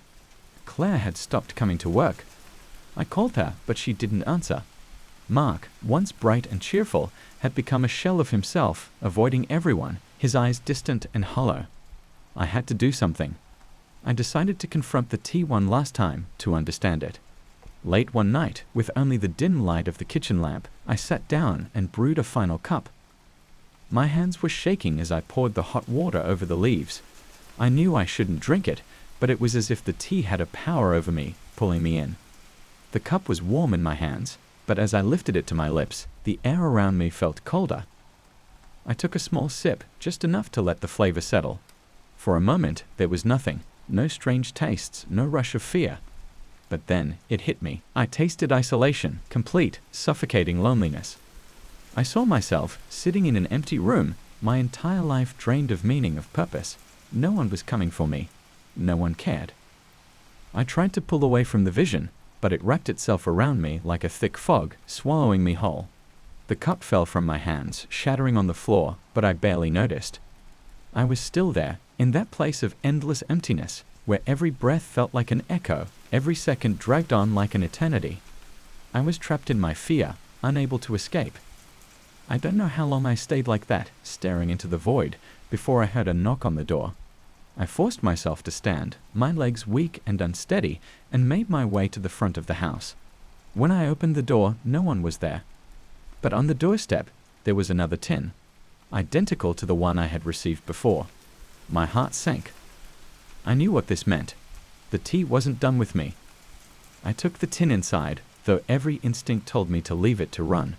But where would I go? How could I escape something that was inside me now? I've tried to warn people, to tell them about the tea, but no one believes me. They think I've lost my mind. Maybe I have. Maybe the tea has already won. Claire never came back to work. Neither did Mark. Their houses were found empty, no sign of struggle, no note of explanation. Just gone, like they had never existed. And now, every night, I hear the faint sound of cups clinking together in my kitchen. Even though I've thrown every last one away, even though I've tried to move on, the tea keeps calling me back. It waits for me. I'm afraid that one day I won't be able to resist. And when that day comes, I don't think I'll ever leave the kitchen again. I've been a chauffeur for about 6 years now. Most of my days are spent ferrying clients back and forth, listening to them complain about their busy lives, or, if I'm lucky, basking in silence. Driving is something I've always enjoyed. There's something peaceful about the open road, the hum of the engine, and the quiet buzz of the city fading in and out. But lately, something changed, a chill that won't leave me, no matter how fast I drive. It all started a few weeks ago. I was driving my usual route, nothing out of the ordinary. I had a passenger, a business executive, the kind who keeps their face buried in their phone and doesn't say a word. We passed this one spot near an old bridge, the kind that looks like it's seen better days. As we drove past, I glanced in the rearview mirror out of habit, and there it was, a figure. It was just a shadow at first, like someone sitting in the back seat. My heart skipped a beat because I knew no one else was back there. I turned around, nothing. The seat was empty. My stomach did a little flip, but I brushed it off. Long hours, bad lighting, must have been my eyes playing tricks on me. I dropped the client off, went home, and didn't think much of it after that. But the next time I drove that route, it happened again. This time, it was clearer. The figure was sitting in the middle of the back seat, straight as a rod, but there were no features, no face, just a dark silhouette. I blinked hard, almost slammed the brakes, and when I looked again, it was gone, vanished. I swear my hands were shaking as I drove the rest of the way. I didn't say anything to anyone. Who would believe me, right? The third time, though, I couldn't ignore it anymore. I was driving Mrs. Anderson, an older woman who loved chatting about her garden. We were headed back from the city, and like clockwork, as soon as we neared that spot by the bridge, the figure appeared again. This time, it wasn't just sitting there. It was closer, leaning forward, as if it was about to whisper something in my ear. Cold sweat trickled down my back. My knuckles turned white as I gripped the steering wheel. I stole a glance in the mirror, hoping to catch its eyes, but there weren't any. Just a hollow void where a face should be. Mrs. Anderson noticed my unease and asked if I was okay. I lied, told her I was just feeling a bit off. I couldn't bring myself to tell her what I'd seen. What could I even say? The days that followed were a blur of anxiety. I started dreading that route, but it's not like I had a choice. My clients requested it, and avoiding it would raise too many questions. So I kept driving, and every single time, that figure would appear. And each time, it got closer. First, it was just a shape in the distance, then a shadow in the back seat, and now it was leaning forward like it was waiting for something. It never moved beyond that, but the feeling that it would, soon, very soon, kept gnawing at me. One night, I decided enough was enough. I had a late job picking up a client from the airport. As luck would have it, the route home took us past the bridge. It was dark, pitch black, except for the headlights cutting through the fog. My client had fallen asleep in the back seat, snoring softly. Perfect. I had no distractions. I could focus on the mirror, on catching this thing, whatever it was. As we neared the spot, my heart started pounding. I could feel it coming, the familiar sense of dread washing over me. And then, there it was. The figure. Except this time, it was different. It wasn't just leaning forward. It was sitting right behind me, so close that I could feel its cold breath on my neck. I slammed the brakes, my heart racing out of my chest. The car skidded to a halt, and I whipped around. Nothing. My client woke up, groggy and annoyed, asking what had happened. I apologized, muttering some excuse about a deer on the road. But inside, I was shaking. I couldn't keep doing this. I needed answers. I couldn't let this thing keep haunting me every time I drove by that bridge. The next day, I decided to investigate. I took a walk by the bridge, hoping to find something, anything that might explain the figure. The air was thick with fog, and the place felt abandoned. I asked around town, and finally, an old man at a cafe told me something that chilled me to my core. Years ago, a woman had died in a car crash near that bridge. The chauffeur driving her had lost control of the vehicle, and they went off the road into the ravine below. The woman was never found. Some say she was trapped in the car when it caught fire, her body consumed by the flames. Others say her spirit never left, that she's been looking for a way home ever since. I didn't want to believe it, but the more I thought about it, the more it made sense. The figure, the woman, it had to be her. She was haunting me, trying to get into my car, trying to make me take her somewhere. But where? That night, I couldn't sleep. My mind kept replaying the old man's words over and over. The next day, I drove by the bridge again. This time, there was no client in the car, just me and the figure. As soon as I saw it in the mirror, I pulled over. My hands were shaking as I stepped out of the car, but I forced myself to walk back toward the bridge. The fog was thick, and everything was eerily quiet. I couldn't see more than a few feet in front of me. And then I saw her. She was standing at the edge of the bridge, her back to me, staring out into the ravine. I froze, my breath catching in my throat. I wanted to run, but something held me there, like she was calling to me without speaking a word. Slowly, she turned to face me, and I saw her face for the first time, empty, hollow, like a mask of darkness. I stumbled back, my heart pounding in my chest. But before I could move, she was gone, vanished into the fog. I raced back to my car and drove away as fast as I could, my hands trembling on the wheel. But as I sped down the road, I glanced in the rearview mirror, and there she was, sitting in the back seat. This time, she wasn't just a shadow. She was fully there, her hollow eyes fixed on me. And then she spoke. Drive. Her voice was cold, like the wind on a winter night, and it sent a chill down my spine. I had no choice. I drove, faster and faster, until the world outside became a blur. I didn't know where I was going, but I couldn't stop. Her presence filled the car, growing stronger with every mile. I tried to pull out of her, but the wheel wouldn't turn. It was like something had taken control. Finally, after what felt like hours, the car stopped on its own. I looked around, heart racing, trying to figure out where I was. And then I realized I was back at the bridge. I turned around to face her, but the back seat was empty. The car door was open, swinging gently in the breeze. She was gone. But the figure in the rearview mirror, that stayed with me, forever. I had always loved my job as a handwriting analyst. It was simple. People brought me letters, notes, or signatures, and I helped them determine authenticity or find clues about the writer.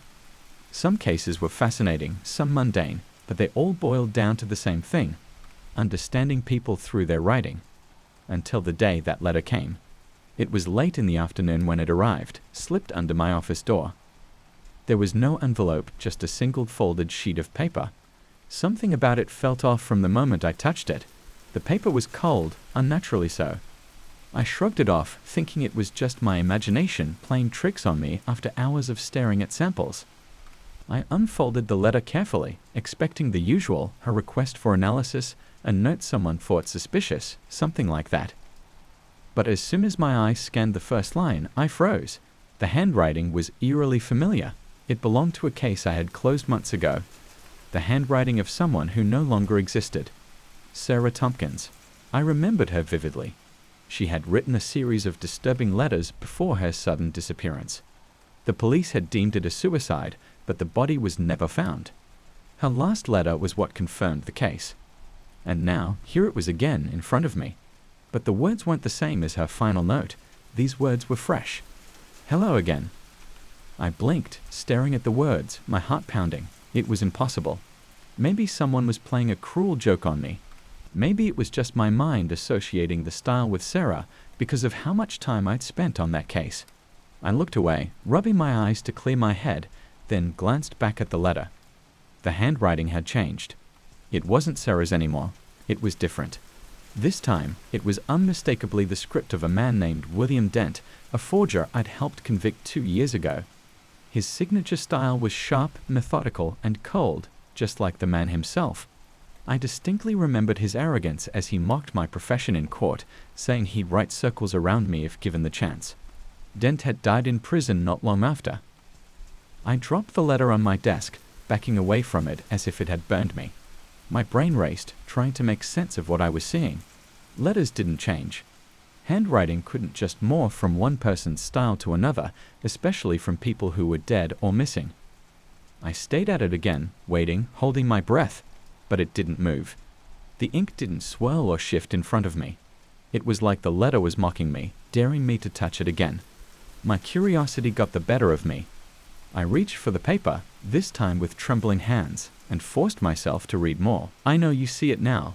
Every line, every curve. You've seen it before. The letters twisted as I read them, and with every blink, the handwriting evolved. The loops became familiar signatures, the jagged lines morphed into scribbles I'd scrutinized years ago. Every style matched a case I had worked on. Every case involved someone who had died under strange or violent circumstances. I dropped the paper, backing away slowly. I felt the walls of my office closing in on me, the once comforting space now suffocating. The letter was still on my desk, taunting me. How? How was this happening? My head throbbed, my vision blurred, and my heart pounded in my chest like it wanted to escape. I had to leave. I needed to get out. I grabbed my keys, but the second I reached for the doorknob, I heard a soft rustle behind me. It was faint, like paper brushing against itself, but in the silence of the room, it sounded like thunder. I turned slowly, my body tense. The letter was still on the desk, but something was different now. The ink was moving. Right before my eyes, the writing was changing again. This time, it wasn't handwriting I recognized. The strokes were erratic, shaky, almost desperate, like someone struggling to convey something urgent. My stomach churned as I leaned in closer, reading the new message that had formed. You shouldn't have looked. The lights in my office flickered, and the temperature dropped so fast I could see my breath. I stumbled back, grabbing my phone, fumbling to call for help. But no one would believe me. Who could I even call? The police? Tell them I had a haunted letter in my office. As I paced, I felt a presence behind me. My skin prickled, and every instinct told me not to turn around. But I couldn't help it. Slowly, I turned, and there it was, an outline of a figure standing by the window, barely visible in the dim light. It was motionless, watching me. My chest tightened, and I felt paralyzed with fear. I blinked, and the figure disappeared, leaving only the empty window in its place. But I wasn't alone. I knew I wasn't. Suddenly, the phone in my hand rang, startling me. I answered it without thinking, desperate for some connection to the outside world. But no voice greeted me on the other end. There was only silence, followed by the sound of something scratching. I pulled the phone away from my ear, horrified, as I realized the sound was coming from the letter.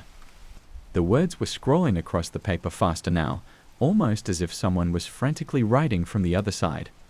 My breath came in short gasps, and I watched, helpless, as a final sentence formed. "You're next." The paper burst into flames without warning. I leaped back, knocking over my chair as the fire consumed the letter. But even as it burned, I heard the voices of every case, every person whose handwriting had appeared on that cursed page. They whispered my name over and over until the flames died down, leaving nothing but ash. I stood there, shaking, staring at the charred remains on my desk. It was gone. The letter, the words, the terror. But the silence that followed was worse than the noise. I thought I had escaped, but deep down I knew the truth. I hadn't solved those cases. I hadn't closed those chapters. They had always been open waiting for me, and now they were coming back. That night, I locked the office and went home, but sleep didn't come. I sat in the dark, every creak and shadow making me jump. The voices haunted me louder now, clearer. No matter where I turned, they followed, reminding me of the lives I had touched, the deaths I had uncovered. And then the knock started. At first it was soft, barely audible, like someone tapping on a window. But as the hours passed, it grew louder, more insistent. I checked the doors, the windows, no one was there. But the knocking wouldn't stop. I tried to ignore it, but how can you ignore the sound of your own guilt pounding at your door? I couldn't escape it. The letter had been a warning, and I had ignored it. The past had found me, and it wouldn't let go. The last thing I heard before the darkness swallowed me whole was the sound of pen scratching on paper just behind my ear. When they found me, they couldn't explain what had happened.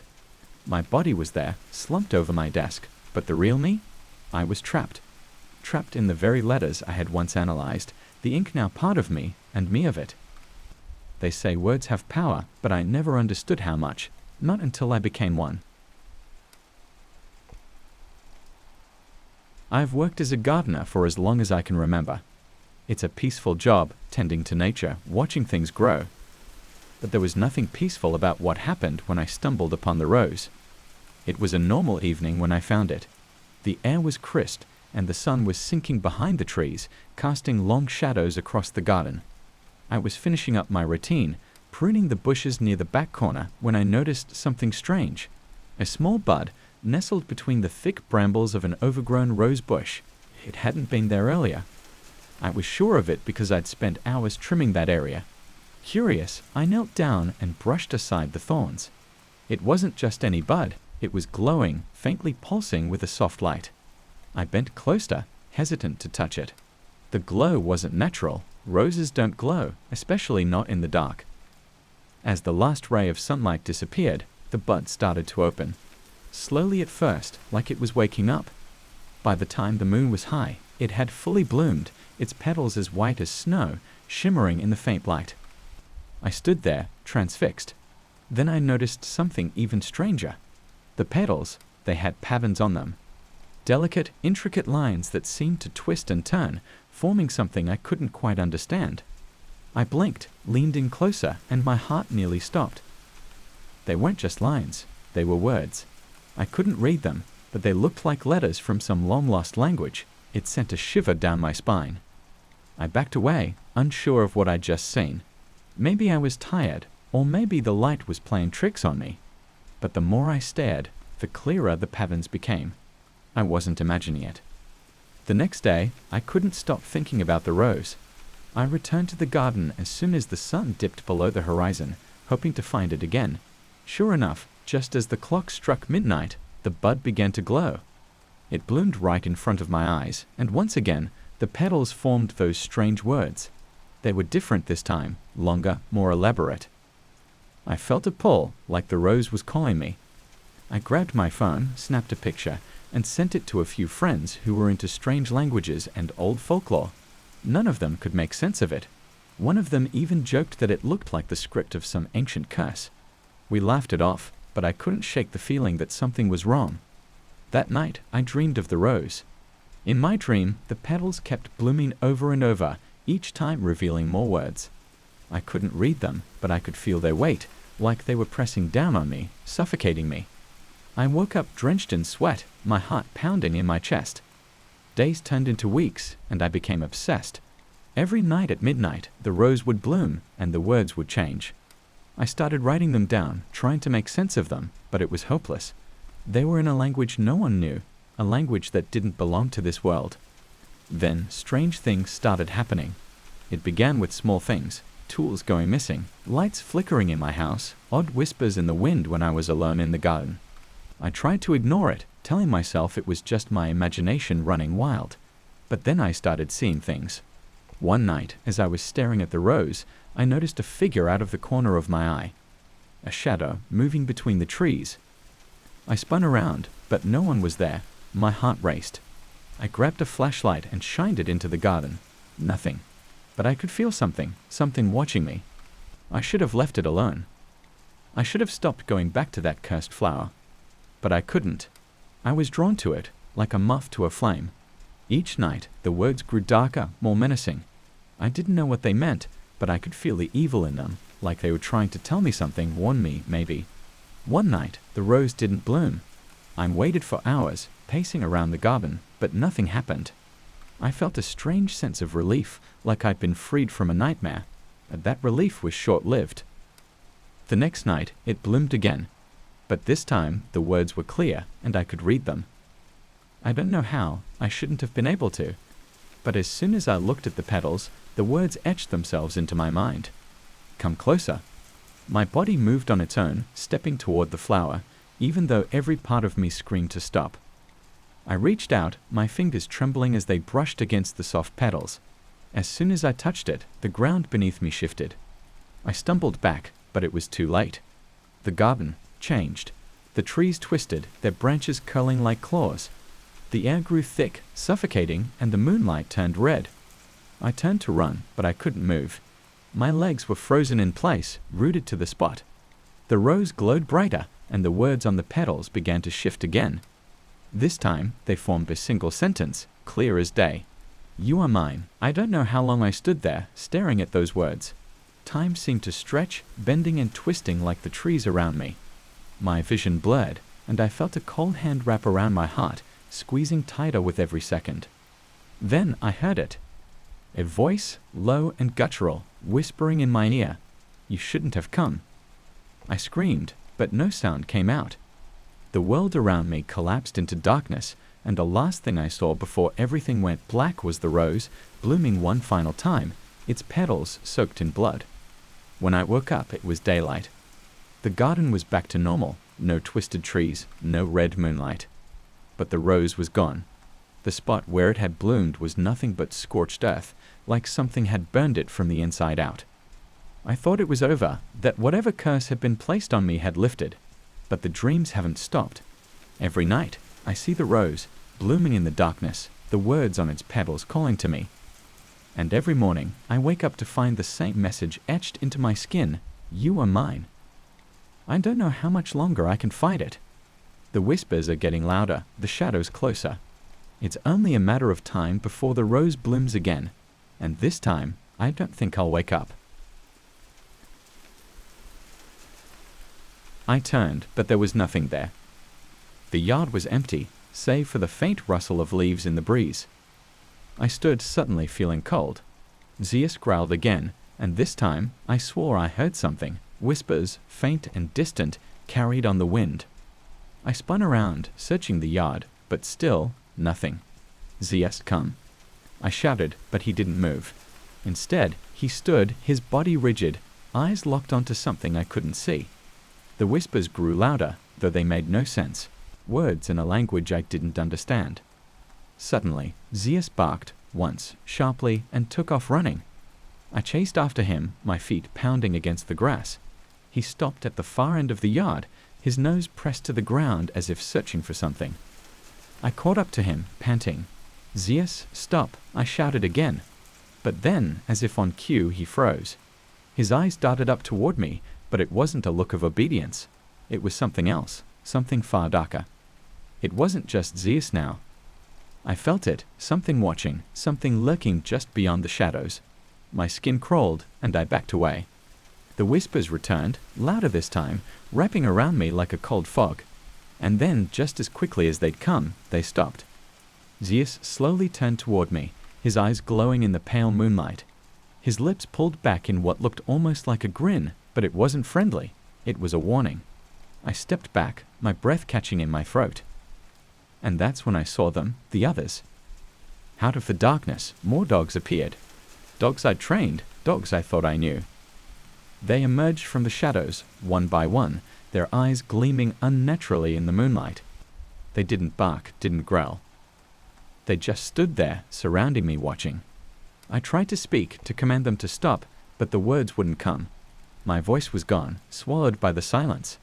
And in that moment I realized it wasn't me who had been training them. They'd been training me. I stumbled back, tripping over my own feet. The dogs didn't move. They just stood there, staring, as if waiting for something. The whispers returned, but now they were inside my head, wrapping around my thoughts, controlling my actions. I don't remember running. I don't remember how I made it back into the house.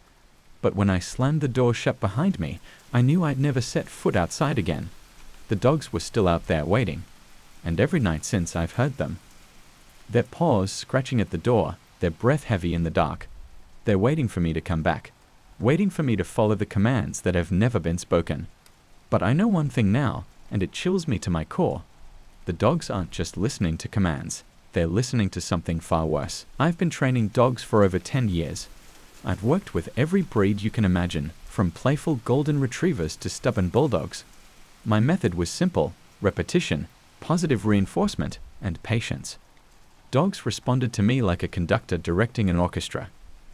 But something changed last fall, and I still don't know how to explain it.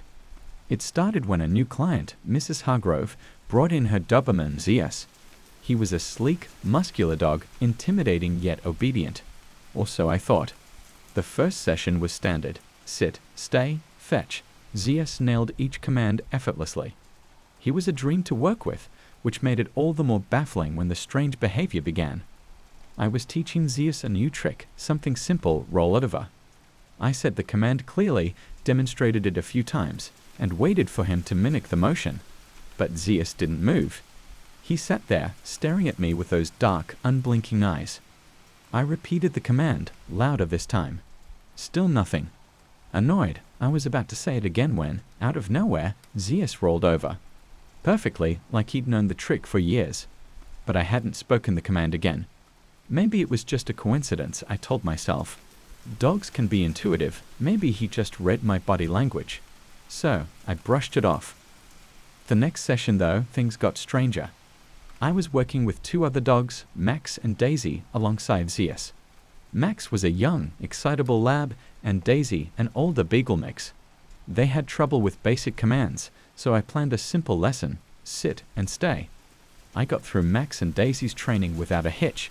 When it came time to teach Zeus, I stood in front of him and opened my mouth to speak, but before I said a word, Zeus sat. Not only that, but Max and Daisy sat too, without me giving any command. I froze. The dogs all sat, staring up at me like they were waiting for something. I hadn't spoken, hadn't moved, yet they responded like I had. I felt a chill run down my spine. Maybe it was the wind or the way the late afternoon sun cast shadows through the windows. I didn't know what to make of it. That night, I couldn't sleep. My thoughts kept returning to the dog's behavior, particularly Zeus. I remembered the way he'd looked at me, not with the excitement of a dog eager to please, but with something else, something unnerving, like he knew what I was thinking before I did. The next session, I was determined to get back to normal. I needed control again, to prove that the last session was just a fluke. I had a few more dogs that day, but Zeus was the one I was focused on. I didn't want to admit it, but I was starting to feel uneasy around him. There was a tension in the air, and I couldn't shake the feeling that something was watching me. I lined up Zeus and two other dogs, an excitable spaniel named Charlie and a quiet border collie named Luna. The plan was to teach them to fetch. I tossed the ball across the yard, waiting for them to respond to my command. But before I could say anything, all three dogs sprinted after the ball, perfectly in sync. I didn't speak. I didn't even move. They returned with the ball, sitting patiently in front of me, tongues out, tails wagging. My heart pounded in my chest as I stared at them. They weren't responding to my words. They were responding to something else. Something I couldn't hear or see. I tried to test it, throwing the ball again without saying a word. Again, they raced after it and returned without hesitation. My mouth went dry. What was happening? I couldn't tell if I was imagining things or if the dogs were following commands I hadn't spoken. Then came the moment that shattered any doubt. I decided to take Zeus for a solo session that evening, hoping to figure out what was going on. It was already dark by the time we headed outside, the moon casting a pale glow over the yard. The air felt heavy, as if the world itself was holding its breath. Zeus walked calmly beside me, his sleek coat shimmering under the moonlight. I led him to the center of the yard, my heart pounding harder with each step. I knelt beside him, looking into those unsettling eyes. I was about to speak when something happened, something I still struggle to understand. Zeus growled, low and deep. His lips curled back to reveal sharp teeth, but his eyes, they didn't leave mine. He wasn't growling at me, not exactly. It was like he was reacting to something behind me. I never believed in the supernatural.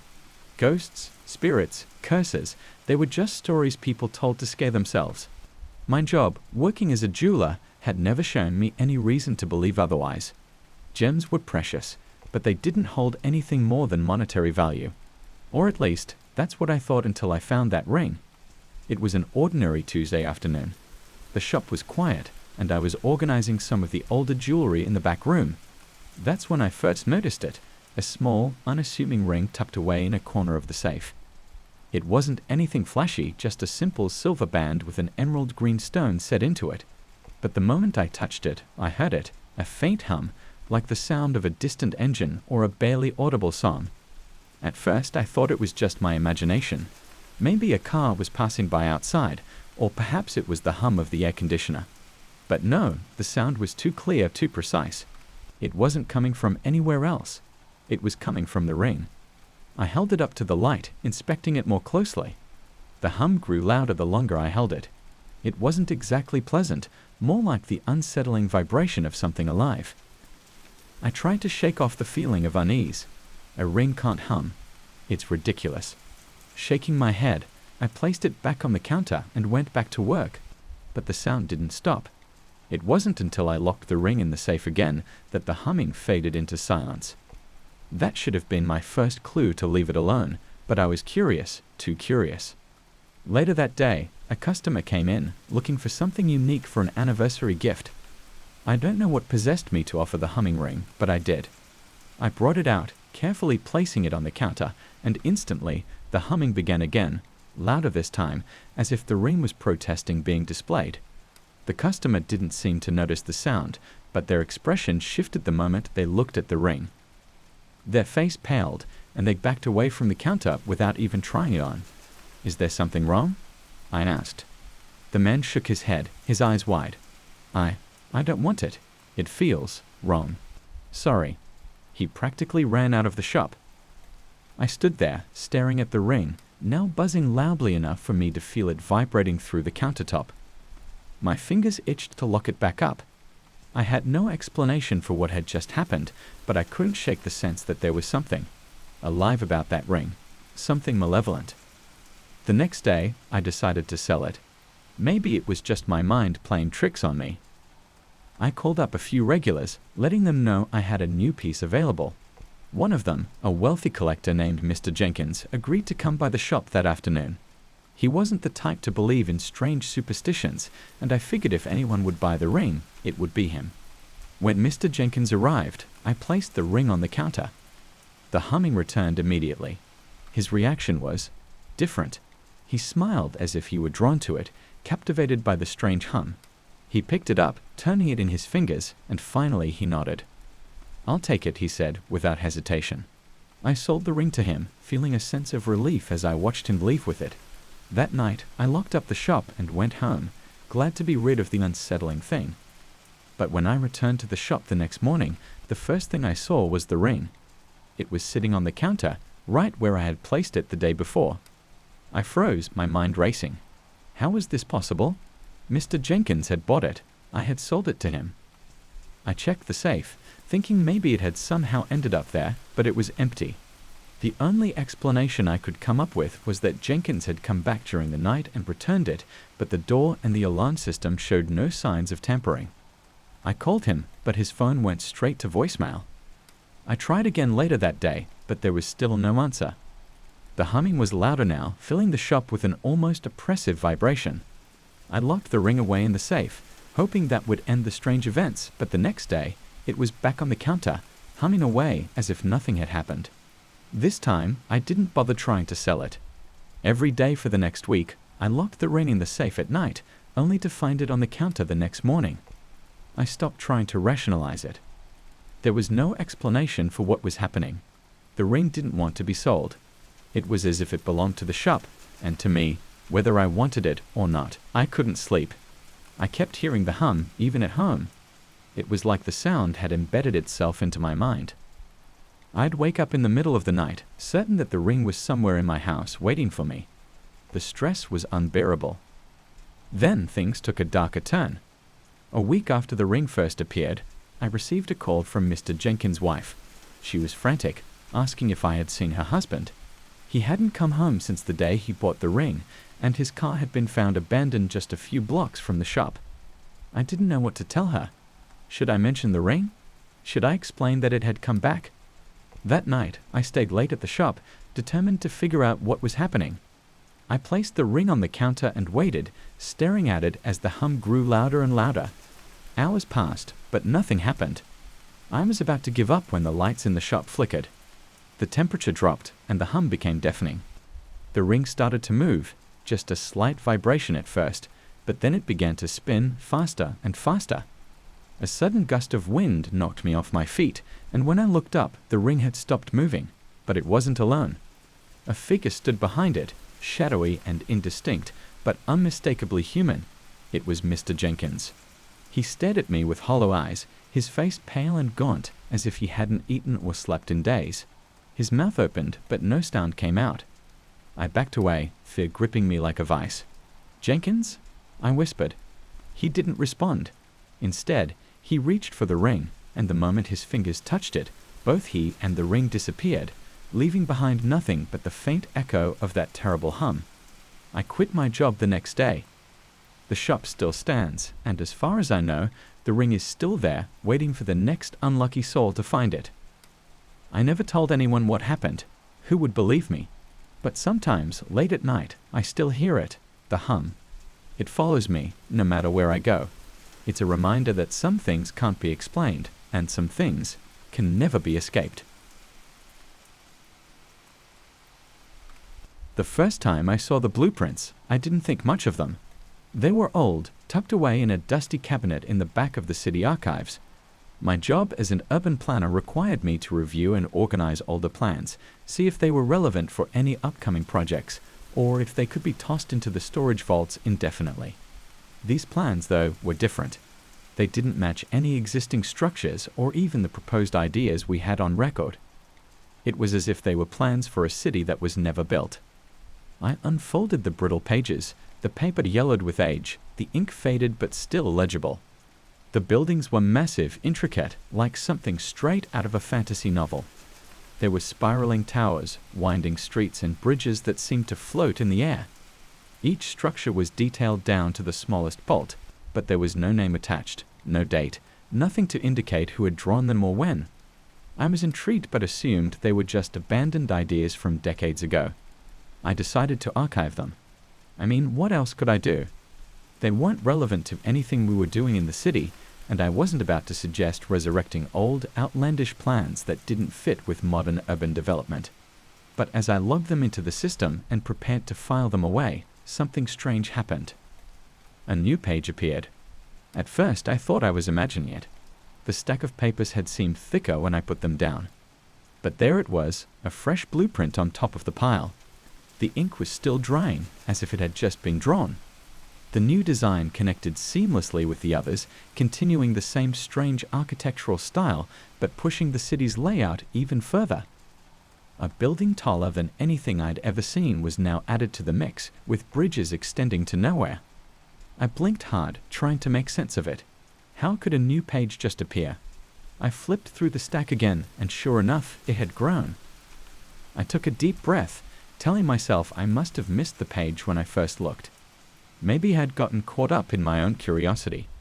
But something in the back of my mind itched at me. Something wasn't right. I tried archiving them again the next day. Same result. Another new page appeared. This time, the structure resembled an enormous underground tunnel system. The tunnels twisted and turned, almost as if they were burrowing into something deep, hidden beneath the city. The walls seemed to pulse with veins of darkness, as if the tunnels were alive. The next week, more pages surfaced, always after I tried to store them away, as if the plans were evolving, expanding beyond my control. Each new blueprint built on the last, connecting the sprawling city in ways that made my head spin. It was like a jigsaw puzzle, only the pieces kept multiplying. I couldn't stop thinking about them. I'd wake up in the middle of the night, sweating, my mind racing with visions of towering spires and twisting tunnels. I started having nightmares, dreams where I was trapped inside one of the buildings, running through endless hallways that bent and warped, never leading anywhere. In the dreams, I could hear something following me, its footsteps echoing through the halls, but I could never turn around. I knew if I did, I'd see something I wasn't meant to. The blueprints wouldn't leave me alone. It felt like they were watching me, like they wanted something from me. Each time I tried to put them away, they'd resist. More pages, more plans. I became obsessed. I started spending more time at the office, poring over the designs, trying to understand them. I even stopped telling my coworkers about the new pages. What was I supposed to say? Hey, every time I try to archive these blueprints, they magically grow another page. No one would believe me. Weeks passed, and the city I was supposed to be planning became the least of my concerns. I couldn't escape the blueprints. They haunted me, their strange, otherworldly designs seeping into my every thought. And every time I turned my back, another page appeared, as if the plans were writing themselves. One night, after hours of staring at the blueprints, I noticed something chilling. In the corner of one of the newer pages, I saw a tiny figure. It was barely a speck, but there was no mistaking it. It was a person. A figure standing on the street of the unfinished city. A figure that hadn't been there before. I leaned closer. The figure was faceless, a mere shadow. But it was there, standing in the middle of the street as if waiting. I tried to convince myself it was a trick of the light or maybe just a smudge in the ink.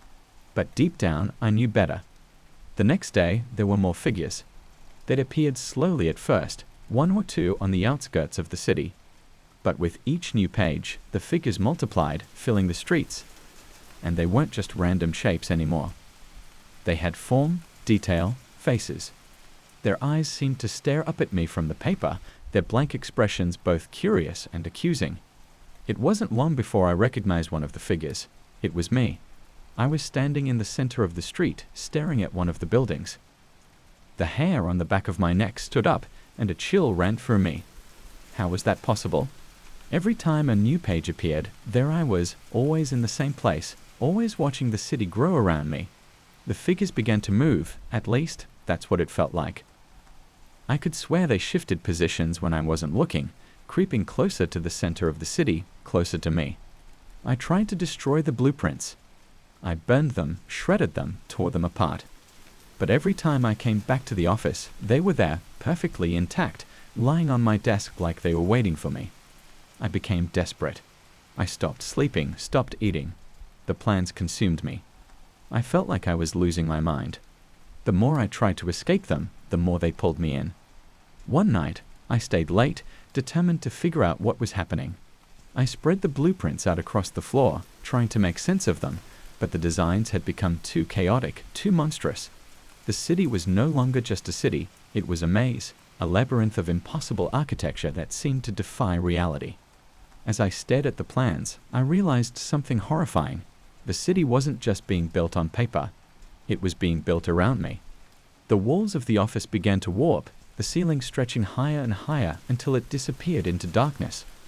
The floor buckled beneath my feet, and I stumbled, catching myself on one of the desks. But the desk wasn't a desk anymore. It was a pillar, part of the growing city. I ran to the door, but it wasn't there. Instead, there was a staircase spiraling upward into the void.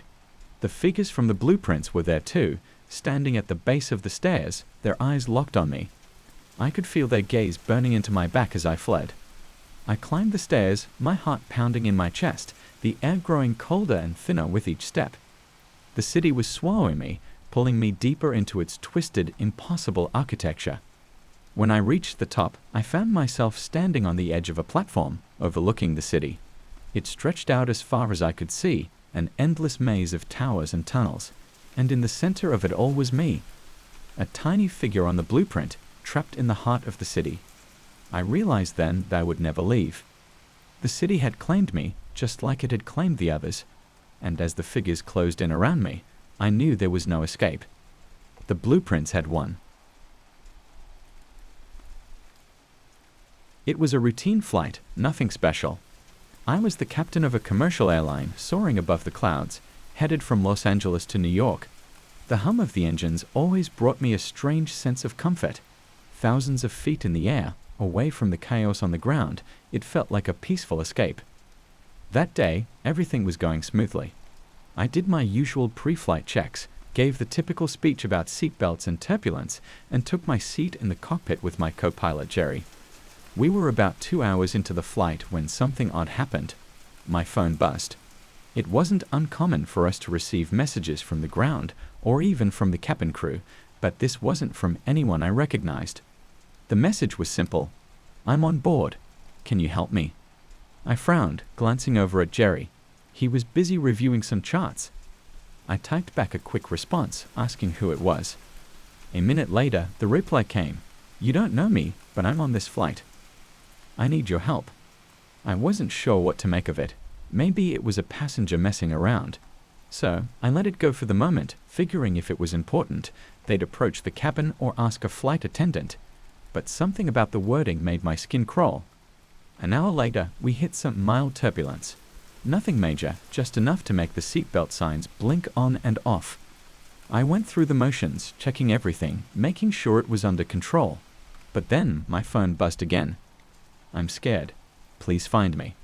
I stared at the screen. "Find you?" I muttered to myself. Jerry glanced over. "Everything all right?" "Yeah," I lied, slipping my phone into my pocket. But I couldn't shake the feeling that something was off. To calm my nerves, I stepped out of the cockpit for a moment. The flight attendants were making their rounds, serving drinks and snacks. Everything seemed normal, but that message wouldn't leave my mind. I approached one of the attendants, Susan, and asked her if anyone had been acting strange or if anyone had reported an issue. "No, Captain," she said, looking puzzled. "Why? Did something happen?" "No, just checking," I mumbled and returned to the cockpit. Back in my seat, I decided to check the passenger manifest. It was something I could do quietly without causing a stir. I went through the list, checking names, but there was nothing unusual. Everyone was accounted for.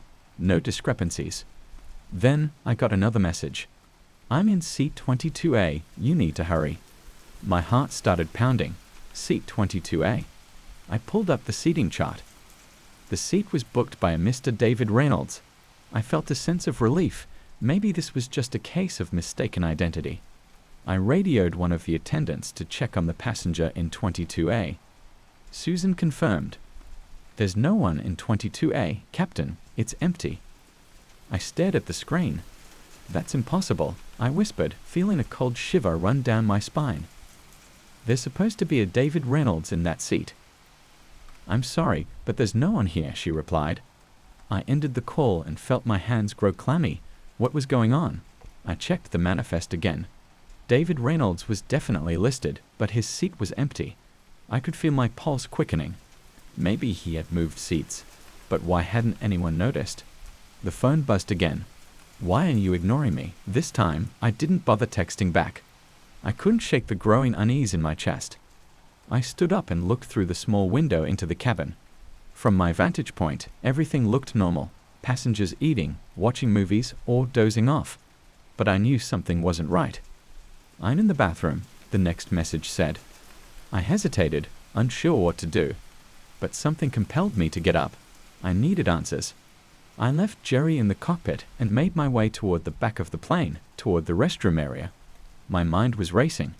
The cabin lights flickered slightly, and the hum of the engines seemed quieter than before. I stood in front of the bathroom door, unsure if I should knock. It felt absurd. Why was I even entertaining this? Still, I knocked softly, waiting for a response. Nothing. I knocked again, louder this time. No response. Slowly, I turned the handle and pushed the door open.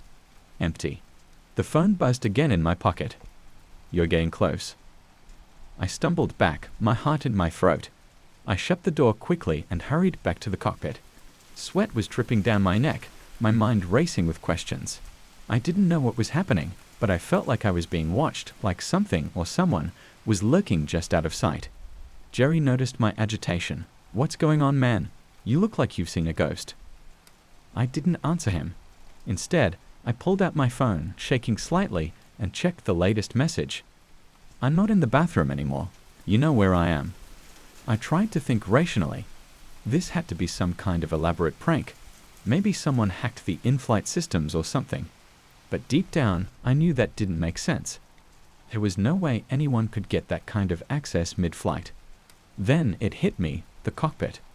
Before I could react, the cockpit door rattled. I froze. My phone buzzed.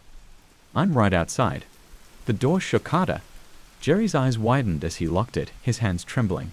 "What the hell is that?" he whispered, his voice barely audible over the hum of the plane. "I don't know," I replied, my throat tight. The door rattled again, this time more violently. The plane shuddered slightly, like something was pushing against it from the outside. My phone buzzed one last time. "I'm here." The cockpit lights flickered, and the rattling stopped. For a moment, there was complete silence. Then, a soft tapping sound came from the window beside me. I turned, slowly, dreading what I would see. A face, pale, expressionless, was pressed against the glass. It was David Reynolds, or at least it looked like him. His eyes were hollow, his skin almost translucent, as if he wasn't really there at all. I couldn't move, couldn't breathe. He smiled, a slow, twisted grin that sent chills down my spine. And then, as quickly as he had appeared, he was gone. The tapping stopped, and the lights in the cockpit came back on. The plane was steady again, as if nothing had happened. Jerry and I sat there in stunned silence, neither of us daring to speak. I checked my phone one last time. The message was simple: "Thank you for finding me." I don't remember much of what happened after that. We landed the plane without any further incidents. No one on board reported seeing anything unusual, and the passengers disembarked like it was just another flight. But I couldn't shake the feeling that something had followed us, something that wasn't supposed to be there. Later, when I checked the manifest again, the name David Reynolds had disappeared, like it had never been there in the first place. Now, every time I fly, I can't help but check the seats, wondering if he's still out there, waiting for me to find him again. And deep down, I know that one day he will. The first time I noticed the trees leaning in, I thought it was just my imagination. You know, the way your mind plays tricks on you when you're in a dense forest. I've been guiding groups along this particular trail for years. Nothing fancy, just a simple nature hike through the woods. But there was something different about this trail. Something that always made my skin prickle, like I wasn't as alone as I should be. It wasn't obvious at first. The forest was beautiful, with towering pines and oaks lining the narrow path, the ground always soft beneath our boots, even in the middle of summer. A canopy of green filtered the sunlight into golden beams that danced across the undergrowth. But after a few trips, I started to notice it. The trees. They leaned in just slightly whenever the group passed a certain point. At first, I brushed it off. Trees sway, I told myself. Wind moves them. That's normal. But then I paid closer attention. There wasn't any wind on most of those days. The air would be dead still, the leaves hanging lifeless in the humidity, yet the trees would angle inwards, as if listening, as if watching. I didn't say anything to the groups. You can't freak people out like that when they're paying you to make sure they have a good time. But I started to dread that part of the trail. My breath would catch in my throat when we approached it, and I'd walk faster, pushing the group to keep moving, not wanting to linger. On one hike, I brought up the rear, keeping an eye on an elderly couple who was slower than the rest. We passed the spot, and as usual, I could feel the trees leaning. The others were ahead, chatting, oblivious. But as I glanced over my shoulder, I saw it. The branches were definitely closer, bending toward us like they were reaching.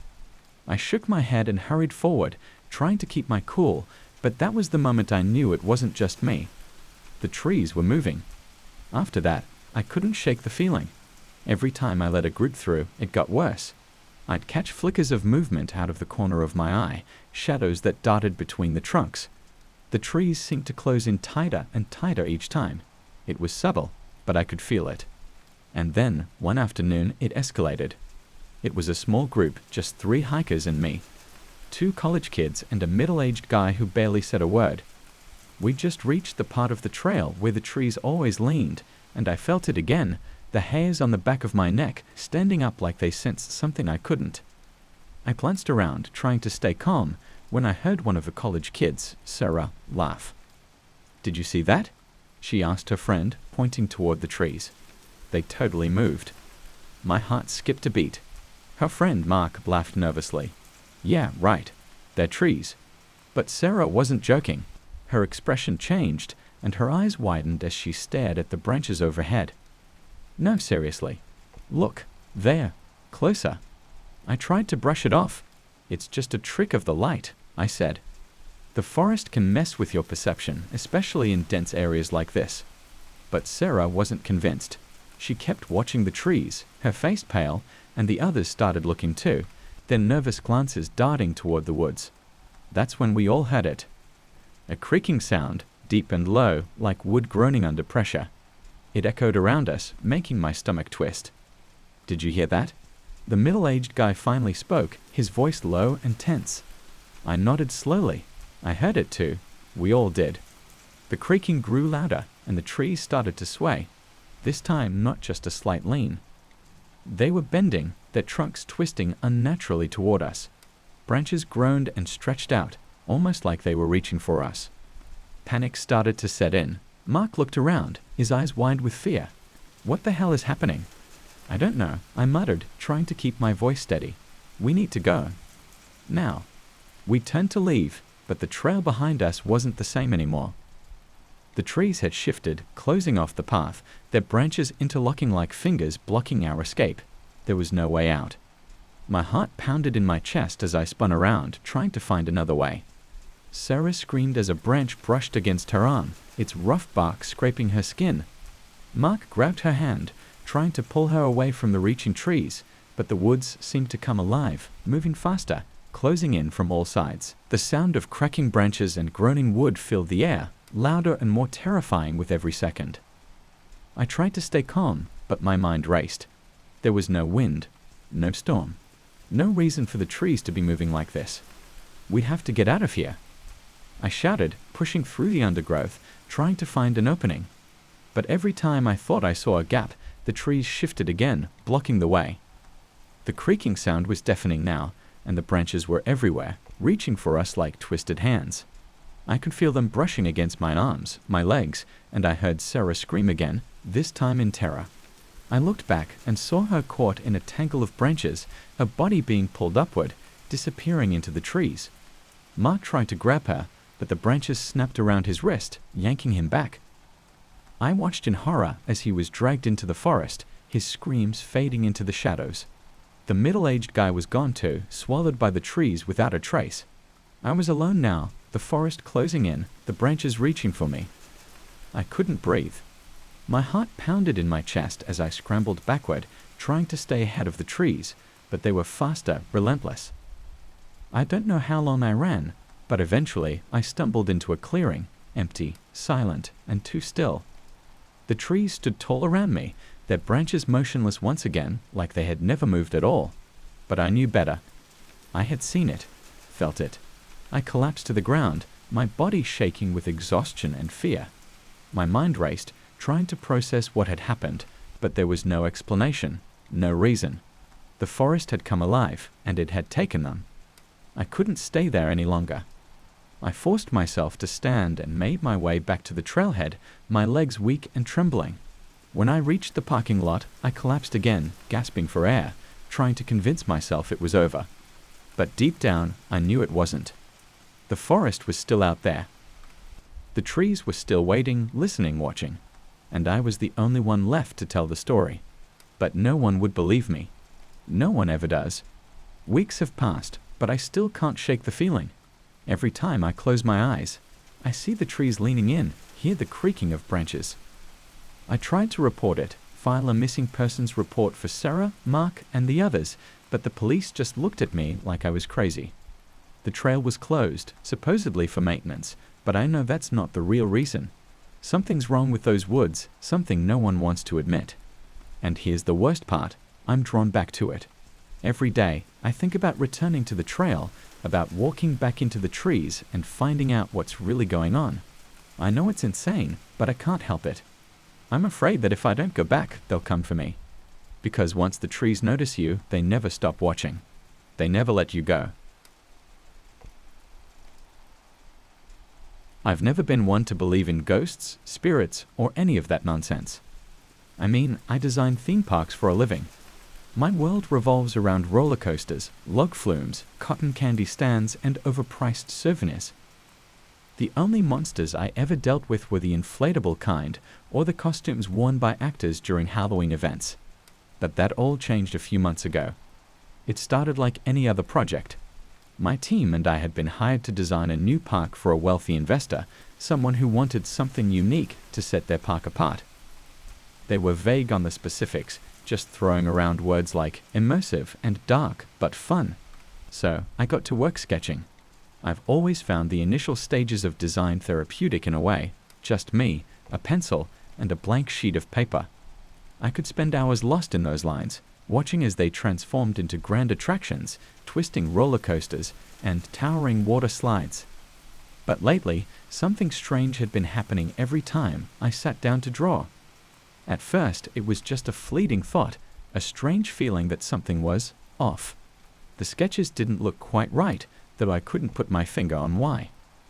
The first time it happened, I was drawing an idea for a haunted house attraction.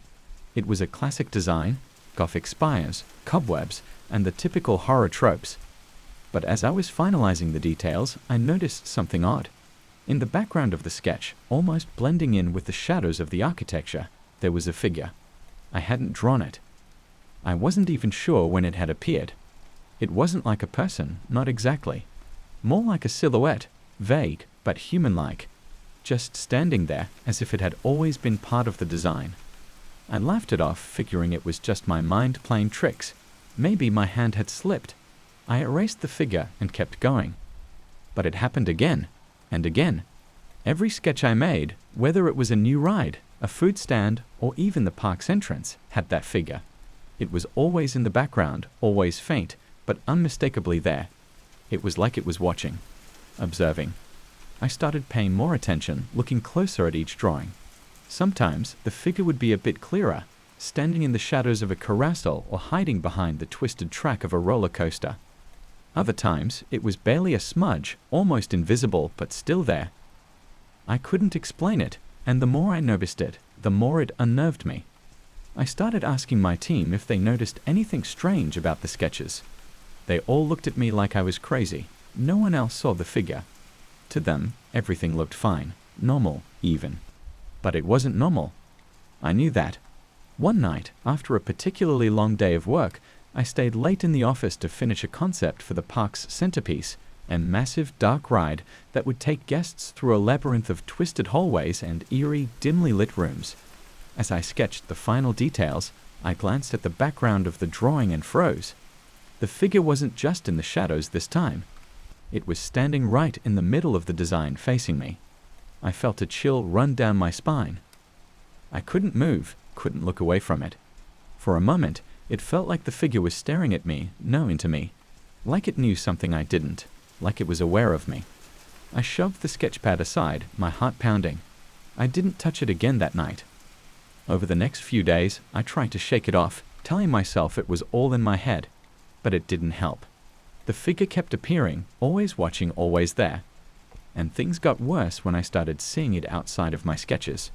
It started small, just a glimpse out of the corner of my eye, a shadow that disappeared the moment I turned my head. I'd be walking through the office or grabbing coffee, and I'd catch sight of it standing there in the distance. But when I blinked, it was gone. At night, I started hearing noises in my apartment, strange creaks and whispers that I couldn't explain. I'd wake up in the middle of the night, convinced that someone was standing in the corner of my room, only to find nothing but empty space. It got so bad that I couldn't sleep. I'd sit up in bed, staring at the door, waiting for something to happen. But nothing ever did. At least, not at first. One evening, I decided I'd had enough. I was going to confront this thing, whatever it was. I stayed late again at the office, alone, armed with my sketchpad and a sense of determination that bordered on desperation. If the figure was going to keep appearing, I'd face it head-on. I sat down and started drawing. At first, it was just another design, a new idea for the park's layout, nothing out of the ordinary. But as I worked, I felt that familiar chill creep over me. I knew it was there waiting. And then I saw it. This time, the figure wasn't in the background. It was front and center, standing directly in the middle of the sketch. It was clearer now, more defined. I could make out the shape of its face, pale, hollow eyes, and a mouth that seemed to stretch into an unnatural grin. It wasn't just a shadow anymore. It was something else, something real. I dropped the pencil, my hands shaking.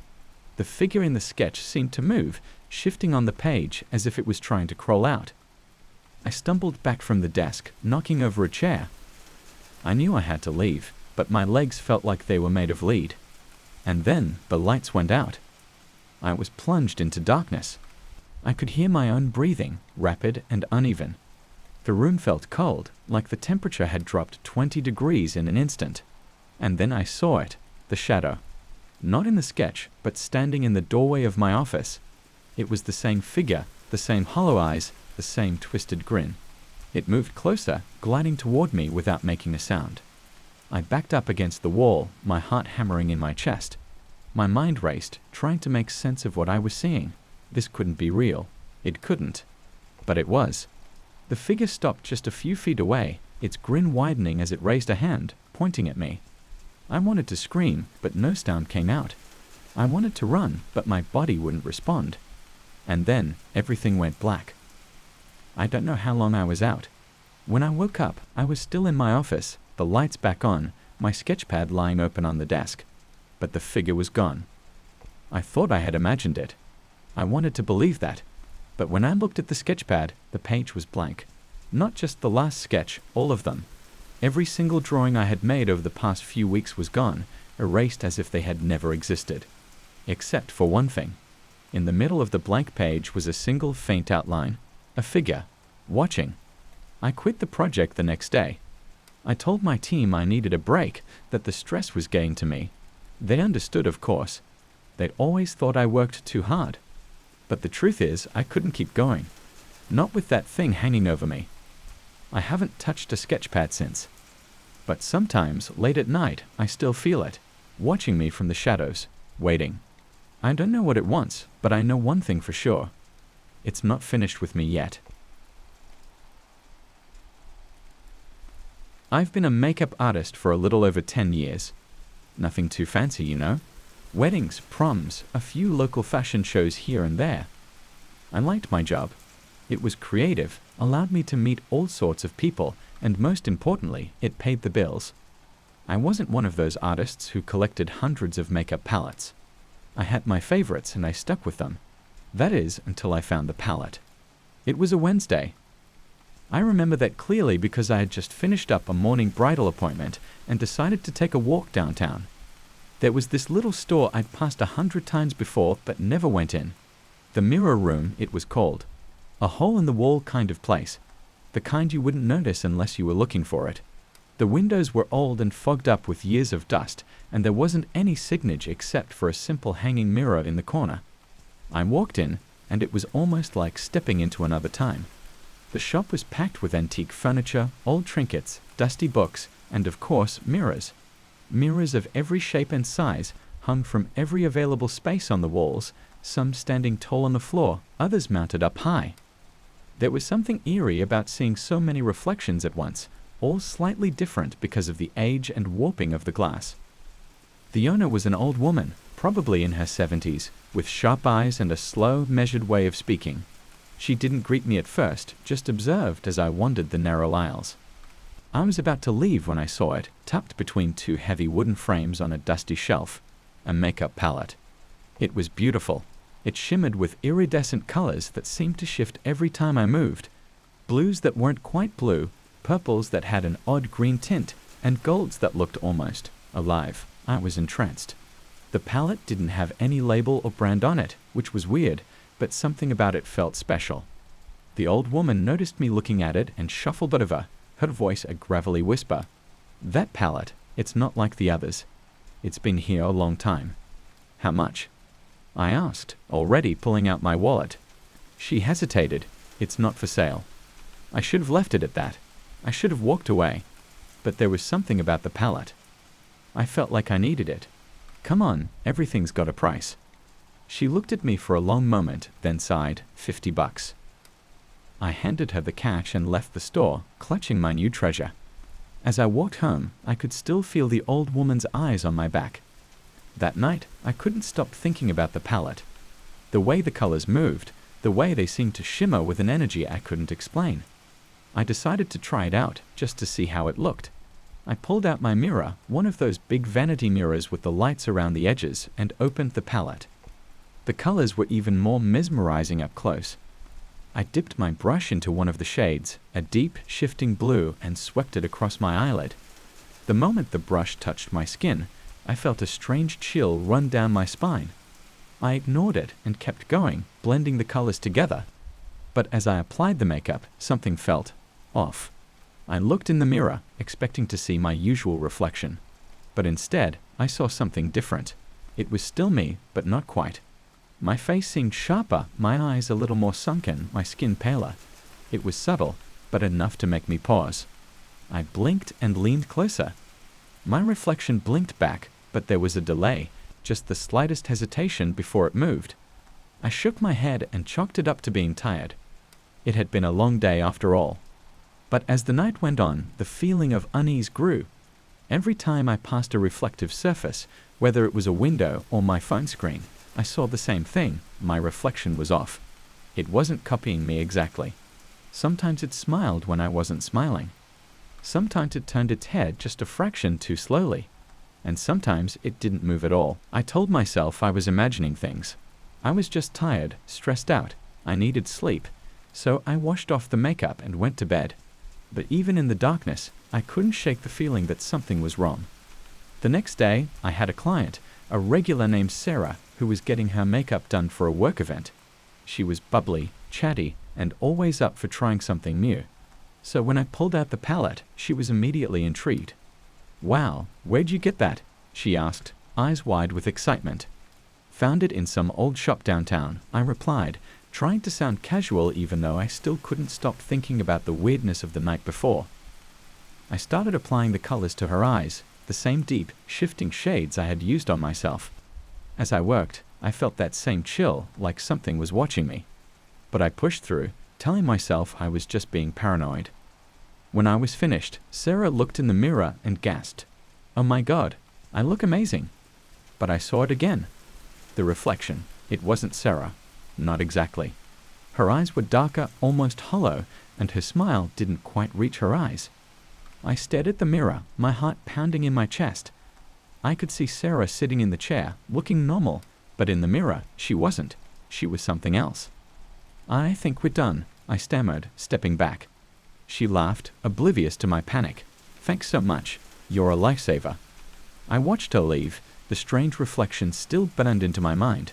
Something was wrong with that palette. I knew it now, but I couldn't bring myself to throw it away. Over the next few days, things got worse. Every time I used the palette, the reflections got stranger. Clients would leave my chair looking normal, but in their reflections, they were different. Twisted. Almost as if something else was wearing their skin. And it wasn't just them, it was me too. I stopped looking in mirrors altogether because I couldn't stand the sight of my own reflection. It wasn't me. Not anymore. The thing in the mirror looked like me, but it had this cold, hollow gaze, and it smiled even when I didn't. I tried to get rid of the palette. I threw it in the trash, but the next morning it was back on my vanity, looking pristine as ever. I left it at a thrift store, but it found its way back to me. No matter what I did, I couldn't escape it. Then one night, I woke up to the sound of something scraping against glass. I looked across the room, and there it was, my reflection, standing outside the mirror.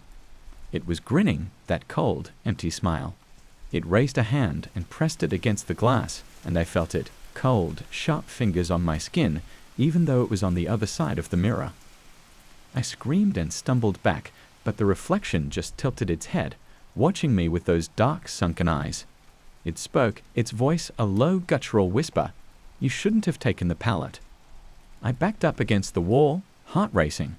"What are you?" The reflection grinned wider. "I am you, or I will be."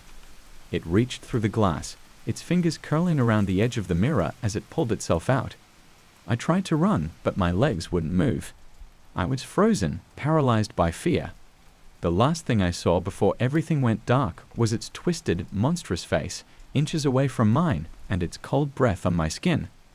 I don't know how long it's been since that night. Days? Weeks? Time doesn't mean much anymore. I can't leave this place.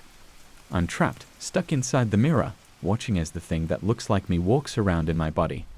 Sometimes, when it passes a reflective surface, I catch a glimpse of myself, my real self, trapped on the other side. I scream, I bang on the glass, but no one hears me. No one sees me. It wears on my face now. It lives my life.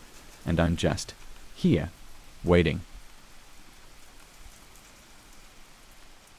I've been a carpenter for over 20 years, and I've seen my fair share of odd materials. But nothing could have prepared me for what I found that one autumn afternoon. The day had started like any other, with the sun barely peeking over the horizon as I pulled on my worn boots and made my way to the workshop. I had a couple of projects to finish, but one in particular had been giving me some trouble, a dining table commission for a local family. They wanted it rustic, something sturdy that would last generations. I'd already gathered the wood, but I was short one piece for the tabletop. There's a forest not far from my house. It's been there as long as I can remember, older than any map would show, but it's perfect for finding unique wood. A mix of old oaks, pines, and maple trees, it's always been my go-to when I'm short on materials. I threw my axe over my shoulder, whistling as I set off into the woods. I figured I'd find a solid slab, cut it, and be done by noon. As I ventured deeper into the forest, I noticed something strange. The usual sounds of the woods, birds chirping, leaves rustling, had grown quiet, eerily quiet. My footsteps seemed louder than usual, crunching against the dried leaves beneath my boots. I kept walking, though. After all, it was just a table, nothing to be spooked about. That's when I found it. The tree stood alone in a small clearing, towering and massive, its bark darker than any wood I'd ever seen.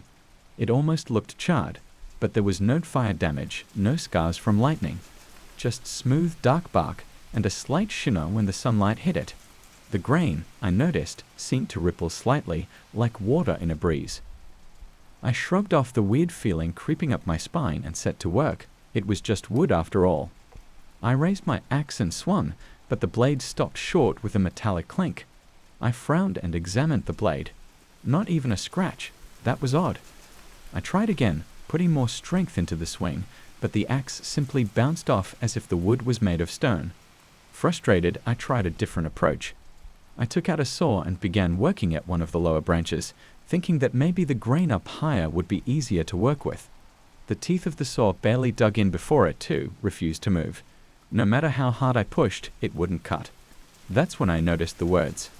At first, I thought I was just seeing things, probably from the frustration of not getting the job done. But when I stepped closer, there was no mistaking it. The grain of the wood had shifted. Where there had been smooth, swirling patterns in the bark just moments before, now there were letters.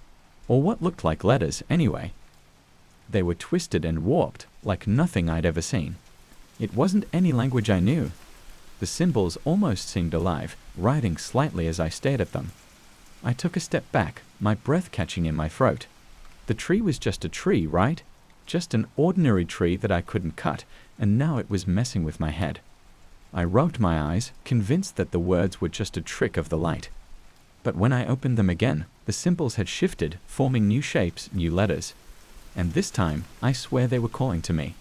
Not with sound, but in my head, whispering. I should have left. I should have turned around and run, but I didn't. Something about the tree pulled me in, made me curious. Against my better judgment, I reached out and touched the bark. It was cold, much colder than the ordinary around me. My fingers traced the symbols, and as I did, they moved again, forming words that I still couldn't understand, but now they seemed almost familiar. I didn't have time to think. The ground beneath me shifted, and I stumbled back, pulling my hand away from the tree. The clearing, which had seemed peaceful just moments ago, now felt hostile. The air was thick, pressing against my chest, and I found it hard to breathe. I looked at the tree again, but the letters were gone, the bark once again smooth and rippling, like it had never changed in the first place. I didn't take any more chances. Grabbing my tools, I turned and bolted back toward my workshop, my heart pounding in my ears. I kept telling myself it was nothing, just a weird coincidence. The forest had played tricks on me, made me imagine things. But deep down, I knew that wasn't the case. I reached my workshop and slammed the door behind me, gasping for breath. My hands were shaking, and I couldn't get the image of the tree out of my head. But I had work to do. I couldn't let a tree, an uncuttable, talking tree, mess up my livelihood. I spent the rest of the afternoon trying to focus on the table, sanding and staining the pieces I already had. But the wood from that tree haunted me. Every time I turned around, I swore I saw something out of the corner of my eye. A shadow or the faintest hint of those strange symbols. It was driving me mad. I had to go back. I had to know what that tree was, what those words meant. The next morning, I went back to the forest, though this time I didn't bring any tools. I wasn't going to try to cut it again. I just wanted answers. The forest was just as silent as before, and I found the tree standing in its clearing, just as massive and dark as I remembered. But this time, I didn't approach it right away. Instead, I stood at the edge of the clearing watching. The tree's grain rippled again, and slowly words began to form. But this time, I understood them. They were clear, unmistakable. Come closer. I don't know why I obeyed. Maybe it was curiosity, maybe it was something darker pulling me in. Either way, I stepped forward. As I did, the bark began to crack, splitting open down the middle. The inside of the tree was hollow, but it wasn't empty. From within, a figure emerged, tall, impossibly tall, with limbs that bent at unnatural angles. Its skin was the same dark wood as the tree, and its eyes, if you could call them that, glowed with a dim, eerie light. I wanted to run, but my legs wouldn't move. The figure stepped closer, its wooden body creaking and groaning like old floorboards. It didn't speak, but the words, the symbols, appeared again on the tree behind it, faster now, more urgent. Join us. I shook my head, stumbling back, but the figure reached out, its long, gnarled fingers brushing against my arm. I screamed as a searing pain shot through me, like my skin was being ripped apart from the inside. I looked down in horror to see my arm changing, the skin hardening, darkening, becoming wood. I ran. I don't remember how I made it back to the workshop, but when I did, I barricaded myself inside. My arm, no, not my arm anymore, my wooden limb, throbbed with pain. I couldn't stop it. The wood was spreading, creeping up my shoulder, down my chest. I tried to cut it off, but every tool I used shattered against it, just like the axe had against that tree. Now I sit here, typing this with what remains of my human hand, knowing it's only a matter of time. The transformation is nearly complete. I can feel the whispers in my head again, clearer now, telling me to return to the forest, to join the others. I don't know how many there are, but I know I'm not the first, and I won't be the last. If you ever find that tree, don't touch it, don't go near it. And whatever you do, don't listen to the words, because once you do, it's already too late. As the wooden skin continues to consume my body, I feel myself slipping away, becoming one with the forest. Soon, I'll be another whisper in the wind, another grain in the bark, waiting for the next unlucky soul to come too close. I never wanted to become a divorce mediator. Life just sort of pushed me there. It's not like I had a childhood dream of sitting in rooms filled with broken hearts and shattered promises, helping people divide their lives. but I was good at listening, decent at paperwork, and I needed a job. So here I was, mediating between couples, watching love fall apart one petty argument at a time. When I first saw him, I didn't think much of it. It was just a shadow, something my tired brain conjured up after a long day of listening to two people bicker about who got to keep the dog. It was winter, the kind of cold that bites through your coat, and the sun had already set by the time I wrapped up my day. I glanced out the window of my small office, and there he was, a tall figure, standing across the street under the flickering streetlight. He was wearing a dark suit, which was odd considering it was freezing. I couldn't make out his face, just the outline of a man, standing perfectly still, watching. I figured it was nothing. Maybe a lawyer waiting for a cab or someone heading to the nearby bar. I packed my things and went home, not giving it another thought. But it didn't stop there. The next morning, I came into work early. My coffee hadn't kicked in yet, and I was still half asleep when I stepped into the office. My eyes drifted toward the window, and there he was again. The same man. The same suit. The same unnerving stillness. He didn't move. He just stood there, staring up at my window. A chill ran down my spine, but I shook it off. Maybe he was a private investigator, hired by one of the couples I was working with. Divorce cases can get nasty, and it wasn't unusual for people to dig up dirt on each other. But the next week he was there again. And the next. Always the same spot, always staring, always silent. At first, I thought about calling the police, but what would I say? Hi, there's a guy in a suit standing outside my office. He wasn't doing anything illegal. He wasn't even trespassing. He was just watching. But the longer it went on, the more it got under my skin. I started drawing the blinds during sessions, hoping that out of sight meant out of mind. But even with the blinds closed, I could feel him out there waiting. I tried talking to the security guard at the front desk about it. He gave me a blank look and shrugged. I haven't seen anyone, he said, like it was no big deal. Maybe I was imagining things. Maybe the stress of the job was finally getting to me. Still, the sight of him gnawed at the edges of my sanity. Every time I mediated a case, I could feel his presence. And that's when I noticed the pattern. He only appeared when I was working a divorce case. On days when I had other work, paperwork, meetings, he wasn't there. But if I had a couple sitting across from me, slinging insults and dividing their life together like it was a math problem, he'd show up. Always in that same spot, always in that dark suit. The strangest part? My clients never saw him. Once I opened the blinds mid-session, hoping that someone else would notice him and validate my creeping paranoia. But when I pointed him out, the couple just stared at me like I was insane. There's no one there, the wife said, glancing at her husband like they suddenly agreed on something for the first time in months. From that point on, things started getting weirder. I began having dreams about him, dreams where I was sitting in my office, late at night, surrounded by shadows. The street outside was empty, save for him. He'd stand there, closer this time, staring through the window, his eyes glowing faintly in the dark. In these dreams, I couldn't move.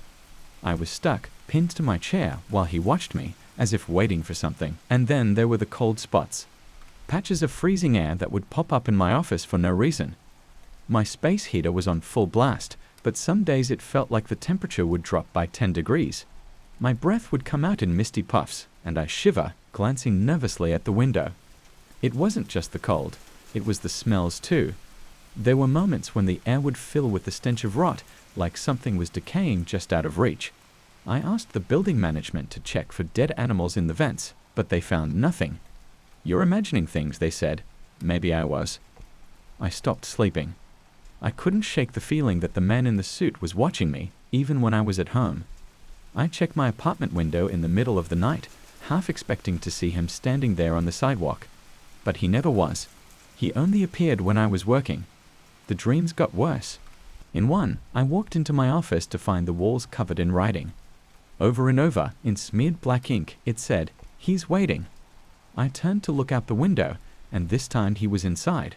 Standing in the corner of my office, silent, his face hidden in shadow. I woke up drenched in sweat, gasping for air. I started researching. Late nights at my desk, scouring the internet for any mention of a man in a suit haunting people during divorces. I found nothing. But the dreams, they seemed to be telling me something. He was waiting for something, or someone. One afternoon, a particularly tense couple came in for their session. They were on the verge of tearing each other apart, their anger spilling into every word, every gesture. I kept glancing at the window, feeling the man's presence even though I couldn't see him. That's when it happened. Mid-argument, the wife froze. Her face went pale, her eyes wide. "Do you see him?" she whispered, her voice barely audible. My heart skipped a beat. What? The man, outside, in the suit. I stood up so fast my chair nearly toppled over. I rushed to the window, pulling the blinds open. He was still there, but closer now, much closer. Standing just outside the building, his face still obscured by the shadows. "You can see him?" I asked, my voice shaking. She nodded, her face twisted in fear. Her husband, however, just sat there, confused. "What are you talking about? There's no one there." The temperature in the room plummeted. I could see my breath again, and the smell, God, the smell was overwhelming. Rot, decay, like something had crawled into the walls and died. The wife stood up, grabbing her coat, her hands trembling. "We need to leave," she whispered. "Now." They rushed out of the office, leaving me alone. I stared at the man in the suit, my pulse racing. He was closer now. So close I could almost make out his face, but I didn't want to. Something told me that if I saw him clearly, if I looked him in the eye, something terrible would happen. The next day, the couple cancelled their mediation. They didn't give a reason, just said they couldn't do it anymore. That night, I dreamed again. This time, I wasn't in my office. I was in a dark, cold room, the smell of rot so thick I could taste it. And there he was, standing in front of me. His face was no longer hidden. It was pale, almost translucent, with hollow, empty eyes that stared straight into mine. He smiled, a slow, twisted grin that made my skin crawl. "I'm waiting," he said, his voice like a rasping whisper. "And soon, you will be too." I woke up screaming. I stopped mediating divorce cases after that. It wasn't worth it. The money, the job, none of it mattered anymore. I couldn't shake the feeling that he was getting closer, that with every failed marriage, he was feeding on something, some dark energy, some force I didn't understand. I moved out of town, hoping to leave it all behind. But even now, as I sit here writing this, I can feel him. I haven't seen him since I left, but I know he's still out there, waiting, watching. And someday, I'm afraid I'll have to face him again. I just hope I'm ready. Do you ever get that feeling when something just doesn't seem right? Like a chill in the air that shouldn't be there, or a sound you're pretty sure you shouldn't have heard? Yeah, well, I'm familiar with that now, more than I ever wanted to be. It all started with a gig I picked up as an acting coach.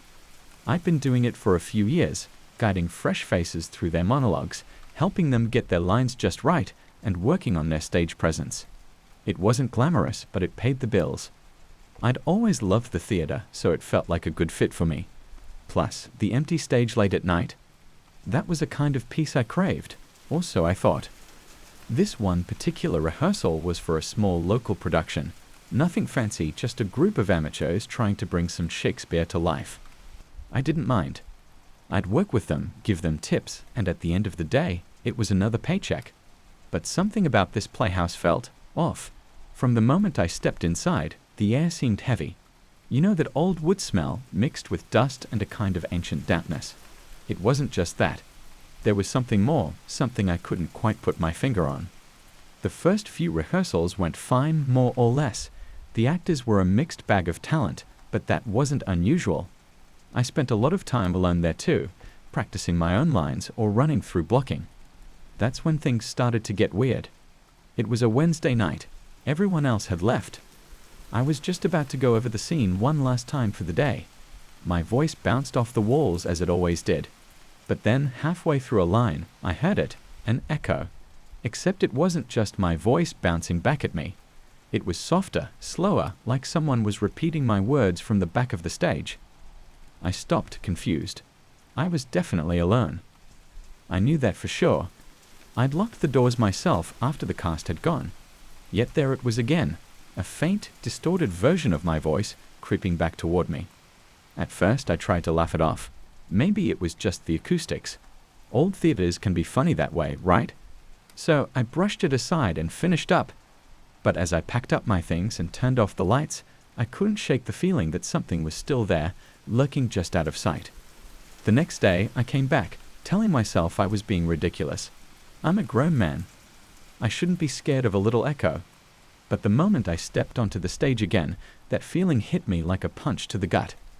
The air felt thick, almost suffocating. I pushed through though. I had a job to do. Rehearsals went on, and things got stranger. The echo became more frequent, always mimicking my voice, but never quite in sync. Sometimes it would start before I even finished speaking, like whoever or whatever. It knew what I was about to say. I started to get paranoid. Maybe someone was messing with me, a disgruntled actor playing a prank, but that didn't explain the other things. One night, I was running through a particularly intense monologue. The echo followed me, as usual, until I decided to stop mid-sentence, just to see what would happen.